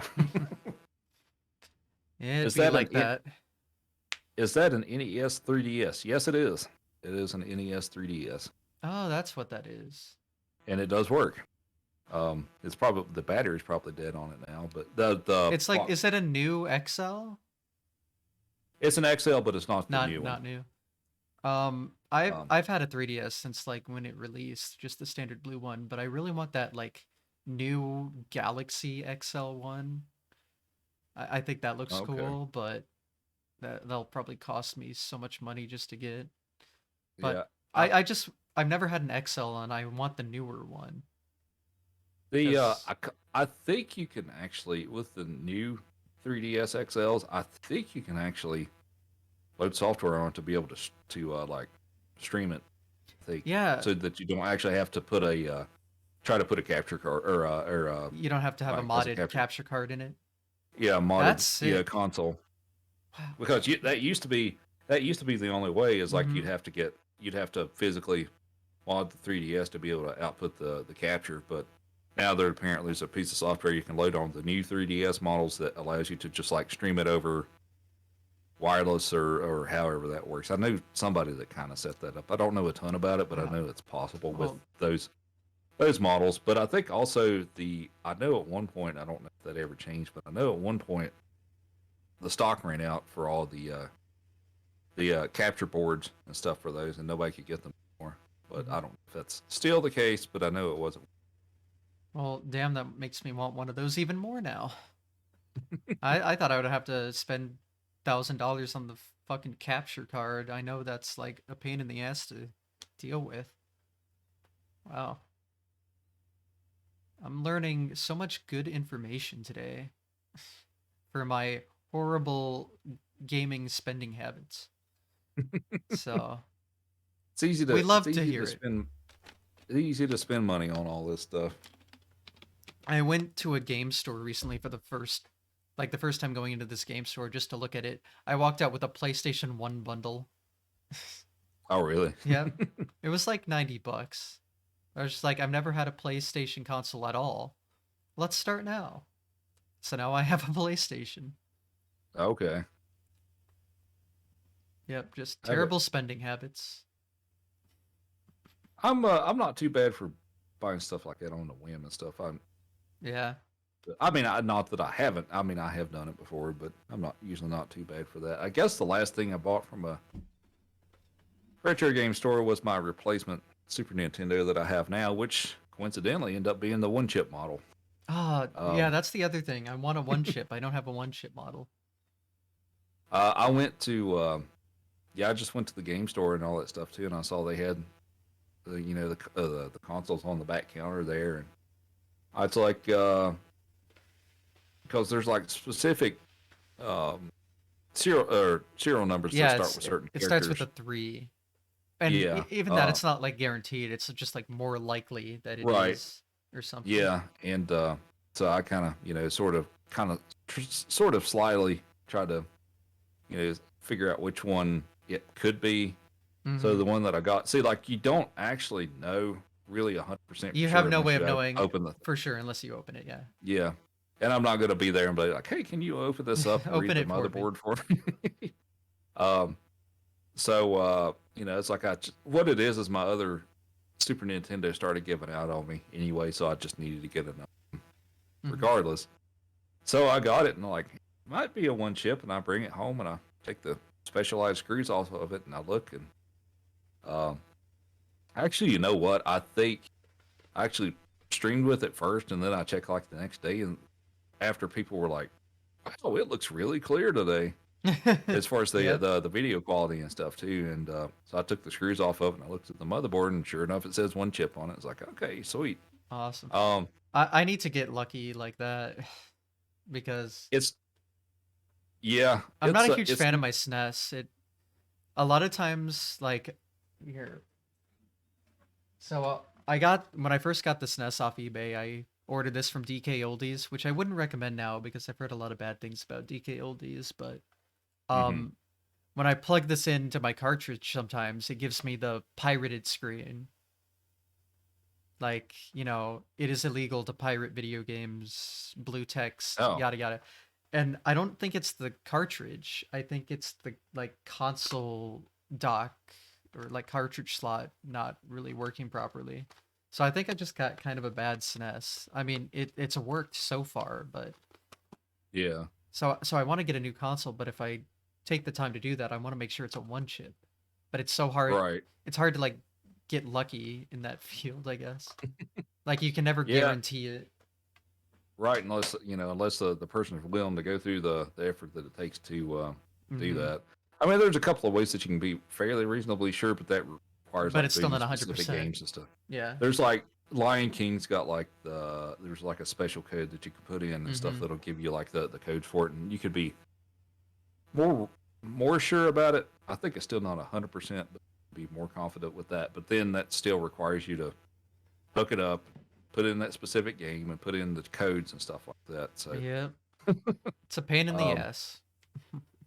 the the capture is noticeably better with the one chip. It's not Hmm. perfect. There's some places where I notice some ghosting of the sprites a little bit I think there's that a I way to didn't fix have. that. Yeah, there is. I It's don't know not how something that costly it is. I'm not concerned enough with that to really go that route at this point. Um, so I did notice that a little bit, but overall, the the image is just overall sharper though. So I've Hmm. been happy with that. Yeah, The only mine's blurry on the capture. Like yeah, it's hard to notice on a CRT, but I look at my capture and once someone pointed it out, now I can't unsee it. I'm just like, oh, shitty um, not non one chip. yeah. I mean, the highest quality capture you can get is if you get the SNES Junior and you RGB Hmm. mod it. Yeah. But that The of course you have SNES to buy Junior's got that. its own issues. Yeah. So it's I'm happy I looked up with my one chip, and I'm probably just going to leave it as is unless I have a really compelling reason to do something different. But Yeah. it's like I want I want my video quality to be as as good as reasonably possible, but I'm not going to break my back trying I to think get like your quality is really good, especially on yeah SNES, I notice. I What's great about like the NES RGB is it looks great across the board for everyone. I love how right simple the NES one is. So that's very noticeable, but yeah, the SNES is just really complicated. Like I've been reading like retro RGB pages recently because I have some friends now that are like really big quality both in like retro console video and audio. So they've been telling me like what the best thing to get is, and I've been reading up and I'm just like, why is this so fucking complicated? They just kept revising it's and revising and revising. it's a it's a weird console when it comes to Mhm. cooperating with modern technology. Mhm. Um, it's just because I guess the signal output and stuff like that just sometimes just doesn't get along with newer technology that well, just because it's kind of out of spec and stuff like that. Um, Yeah, and of course, actually. Oh, oh it's wait. it also makes my capture card very angry Mhm. Yeah. if I physically reset the console a lot. It My capture card will eventually stop picking up the signal. I have to unplug the card back in and, and all that Yeah. stuff, and that's a big reason of why it was worse with Super Nintendo than the NES. But that's why I've mostly, for the most part, went to playing with the flash carts Mhm. over the original carts. It's just because I got tired of having to reset my capture card several times stream. So Yeah, that's my big reason for that. I mean I still reset the console instead of like going into the in-game menu thing, but I switched to playing on EverDrives, but it was because I had a Famicom to NES converter and it stopped working Okay. on me. So, and now I just prefer the conveniency of it. I mean, it's the same game, so it's not like it Okay. matters at all. But mine doesn't have like that problem. I have a StarTech. I don't. Do you like run your stuff through like a FrameMeister or something like that? I have an OSSC. OSSC. Okay. Because like I've thought about OSSCs because I know it upscales it a lot more, but I just use component cables and you put them in a splitter. So like component into the Hmm. my I have a CRT that has the component, and then I put it into the StarTech that has the component thing. And even though it's not upscaled, like it looks pretty damn good, like really good. I'd even argue, Yeah, and yeah, I yeah, won't have like those reset issues. yeah, yeah. Component just on its own and stuff is still pretty good. Oh, it's really good. Yeah.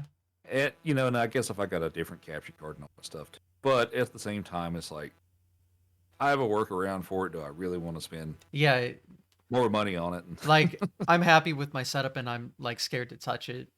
That's kind of like part of the point I'm making. Like, yeah, you don't want to Yeah, ruin what you have if it works. yeah, That's why I'm like it, scared to get a different SNES and stuff. yeah. And to Kenny's point, S video is a big difference over just Oh, composite. I yes. That's a honestly, huge I jump. think the jump from composite to S video is larger than the jump from S video to component. Oh, Um, it's a bigger jump by a land like a yeah, mile. Yeah, it's huge. um, but yes, um, pretty much, I guess my recommendation at this point, like if you were trying to get an upscaler, I'd probably go for the RetroTink 5X. Yeah, the retro tanks. When I got the OSSC, that's what was the device at that time. But now that the 5X has been out for what, a year or so now, that's if I was gonna, if I need to buy an upscaler, I'd probably go that route because I think from what I've read, like it overall works better and it's more plug and play and it's less having to tinker with it Hmm. to I get the thought right retro settings and tanks stuff were like more that. for like playing on a monitor as opposed to a CRT. It just upscales it even if it was like on a CRT as well. Um, so when so like I never upscaled going to the CRT when I played on CRT. Hmm. I did. So the way I did it is I've got a switcher. I probably can't get it into the frame, but I've got a 4 input 2 output switcher Okay. that I've got sitting over here.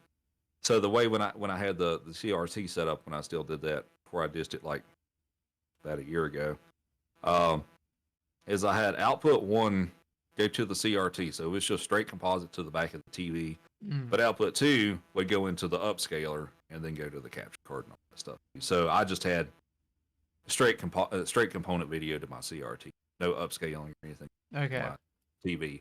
All the So you upscaling upscaled stuff the went to capture, the but not the TV. Okay. yeah, yeah. There's really no reason to do that, in my opinion. Yeah, That just because the complicates it. CRT is already going to be like have its scan lines, I'm and you're not going to really notice an yeah, upscale. and it's just, I mean, just having component going to your CRT anyways, also just already going to look pretty dang good. Yeah, it, So, it really looks good, I think. as a person who did most of my streaming using RF to my TV, RF, not even composite. Oh boy. I did RF for most of Mm, it for a long time until about 2020. jeez. I did S video or composite to my capture card, so the viewers actually got a better video quality than I Okay. did. So Well. I did what it was is it eliminated me having to have a splitter, um, Mm, yeah. because I could just run the RF straight to my TV, run the composite or S video to my capture card. No splitter involved. I just used both video outputs on the console, so that's why I did it that way. Um, Got it. it's just, less complicated, and now I've got all this complicated stuff. So Mm-hmm. Yeah, it's only going to get more and more complicated for me too. I'm trying to figure it out. it's yeah, It's an it's got investment, both in it's an time and investment. money. It's an investment. It's got its pros and cons and stuff, like things look better, sound better, Hmm. and all that stuff too. But it also introduces more points of potential failure and stuff like that. Because you got extra wires and cords and electronic boxes and stuff like that. So, but it's nice to have, and it's great when it all works fine. Oh yeah. I It's kind of forgot a to pain in the butt mention. when it doesn't. Yeah, I forgot to mention when we were talking about revisions. Like one of the only reasons I got that PlayStation 1 from that store went on a whim was because it was like a specific number. It was, I think it's the most recent North American release of the PlayStation that still had a parallel port. So it stopped the Okay. skipping issue, but still had the parallel port and had like better hardware. And you need the Okay. parallel port for like I don't know what they call it, but like the flash card equivalent for that console. So Okay. I was just like, oh, it's right here, and I could have it right now. I'll take that. Yeah. And it was a console controller, all the hookup in 4 games for $90. I don't think I got robbed or anything. Right. So pretty happy with that at least. But there's still a ton of consoles I want to buy, especially a Genesis. I want to own a Genesis, and that's its I own yeah. complicated mess. Yeah. I never really got to play the Sega consoles. I was a Mhm. Nintendo kid, so um, I mean, I was a Nintendo kid too, but for one birthday, like when I was really young, I got a plug and play Genesis. So there were like 6 preloaded Genesis games on it, and it's a plug and play. mhm. So I still grew up with Genesis in some way. So it'd be Okay. nice to own the actual thing. Lots of work to do over here. Anyway, that was a nice long tangent about setups and consoles. Yeah. But I was informed on stuff I needed information on, so that's nice. Okay. I'm kind of out of questions, so if Chad has any, or if you want to talk about something I didn't bring up, now's the time to say something, I suppose. Um, I don't think I have much, but Chad's got any questions? I can take a moment to for those thoughts on a Mister. I mean, since I've got the original consoles, I probably wouldn't go through the effort of trying to get one myself. However, for what I know about them, I think they're actually pretty. They're supposed to be pretty nice, and they've got a bunch of different options, stuff like that too. Like I think that's really. It seems to be becoming a little more popular, in that maybe a alternative physical platform that people will use in the future and stuff too. I know I've had a few people ask me about trying to get that like approved for like SMB1 and stuff like that, which is something we should actually probably try to do at some point. Just because I think it actually is a viable platform, um, going forward and stuff like that. And my gut feeling is probably fine, but we're supposed to do our due diligence for stuff like that. But I know a few people that have them and they're very happy with them, and they seem to have a lot of options. And I'm pretty sure you can make an output native console frame rate. I'm pretty sure that's the thing you can do with them. Because like some of the options or some of the issues we have with like other, like say the NES and SNES Classic and uh, virtual console stuff and things like that, is they don't output uh, or run at the same frame rate as the original console, so you lose a little bit of time with speed runs and stuff like that too. But apparently with the mystery, you can actually make it get run at the exact frame rate that the original console ran at, and that's a alternative physical platform, I guess, if you want to call it that. I don't Uh, actually know what Mister is. it's a what's these? It's kind of a I guess you kind of build it yourself. It's Hmm. more along the lines of like the what's the other things called? Like the analog NT and stuff. Oh, okay. Kind But of like a clone console, but but it's like an FPGA thing. hmm, But it's a lot better than like the little Hyperkin clone. okay. Um, it's something we should probably at some point try to see if we can have someone test that out. I'm not trying to buy one. Um, but yeah, we should something we should go through that at some point, because I do occasionally get questions about that of if when or if that'll be approved, and it's something we should probably find out. But like I said, I think it's going to be one of those things of where it's probably going to be fine, and we just need to actually test it or find somebody that's got one, do some testing for us and stuff like that. Ooh, information. Oh.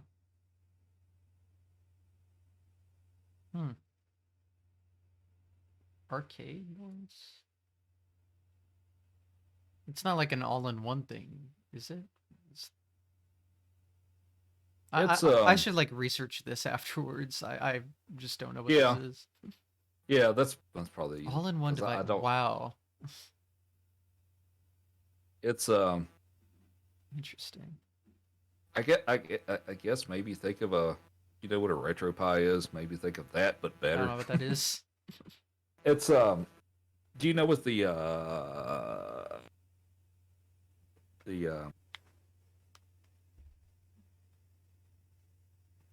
sorry, I'm drawing a blank here. The Raspberry Pi. Do you know what that is? Okay, yeah. Okay, so a RetroPie is, it's a Raspberry Pi, but you load a specific OS on it. It's got like a bunch of emulators. Mm. Um, but I guess think of kind of like that, except it's a much more robust solution. Which it's the same here. It's got modules and you can load cores for the systems, but it's hardware emulation. Hmm. So it's, but yeah, it's like I said, I've never used one myself, but they're supposedly pretty nice. So as Yeah, far I'll as I'll cost of research what it. they are, but it's something you should probably read. Yeah. I will do that then. Do we have additional questions from the chat? Chat, hurry.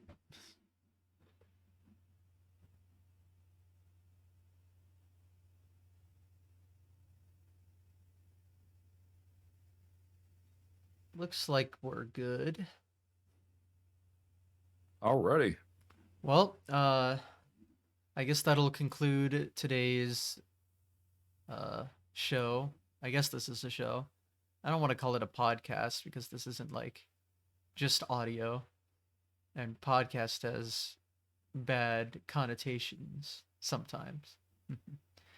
um, but go ahead and self promote however you'd like. Alrighty. Well, I'm obviously roopert83, and I do a lot of Mario stuff and sometimes other stuff. I do a little Mario stuff. I've got two puppers who are sleeping on the floor right now. Come on, get up, introduce yourself, Smokey. Smokey. Come on, Smokey. He's like, I'm sleepy. Oh, oh, we'll give you a cookie if you. Oh, come on. Oh, get up here. I want a high five. High five. Oh, Oh, there's Joey. Joey's Oh. interested. Oh, oh, Oh. ah, Joey. Well, okay. Well, we'll just give you a cookie anyway. Sit. Catch. Exclusive dog footage. We love to see it. You crazy dogs. Well, I But can't think they, of a better way to end it Yeah, than with but dogs. they, but yeah, I usually stream non-East Coast friendly times. Most days that Oh I well. stream, I start around 9:30 Eastern. Sundays I usually stream a little earlier than that. Um, but yeah, if you like Mario and dogs, and I put people to sleep. So if you're interested in that, feel free to People to sleep. drop by. Well, okay. Hey, people tell me that. I mean, that's fine. So they're looking for something, pretty low key and calm and stuff like that to put on at night and stuff like that on the big TV or go to sleep and stuff. Yeah, I have no problem with that. It is a chill stream to fall asleep to. I can't say I've done that personally, but hey, if it works, it works. Yeah, everybody's got their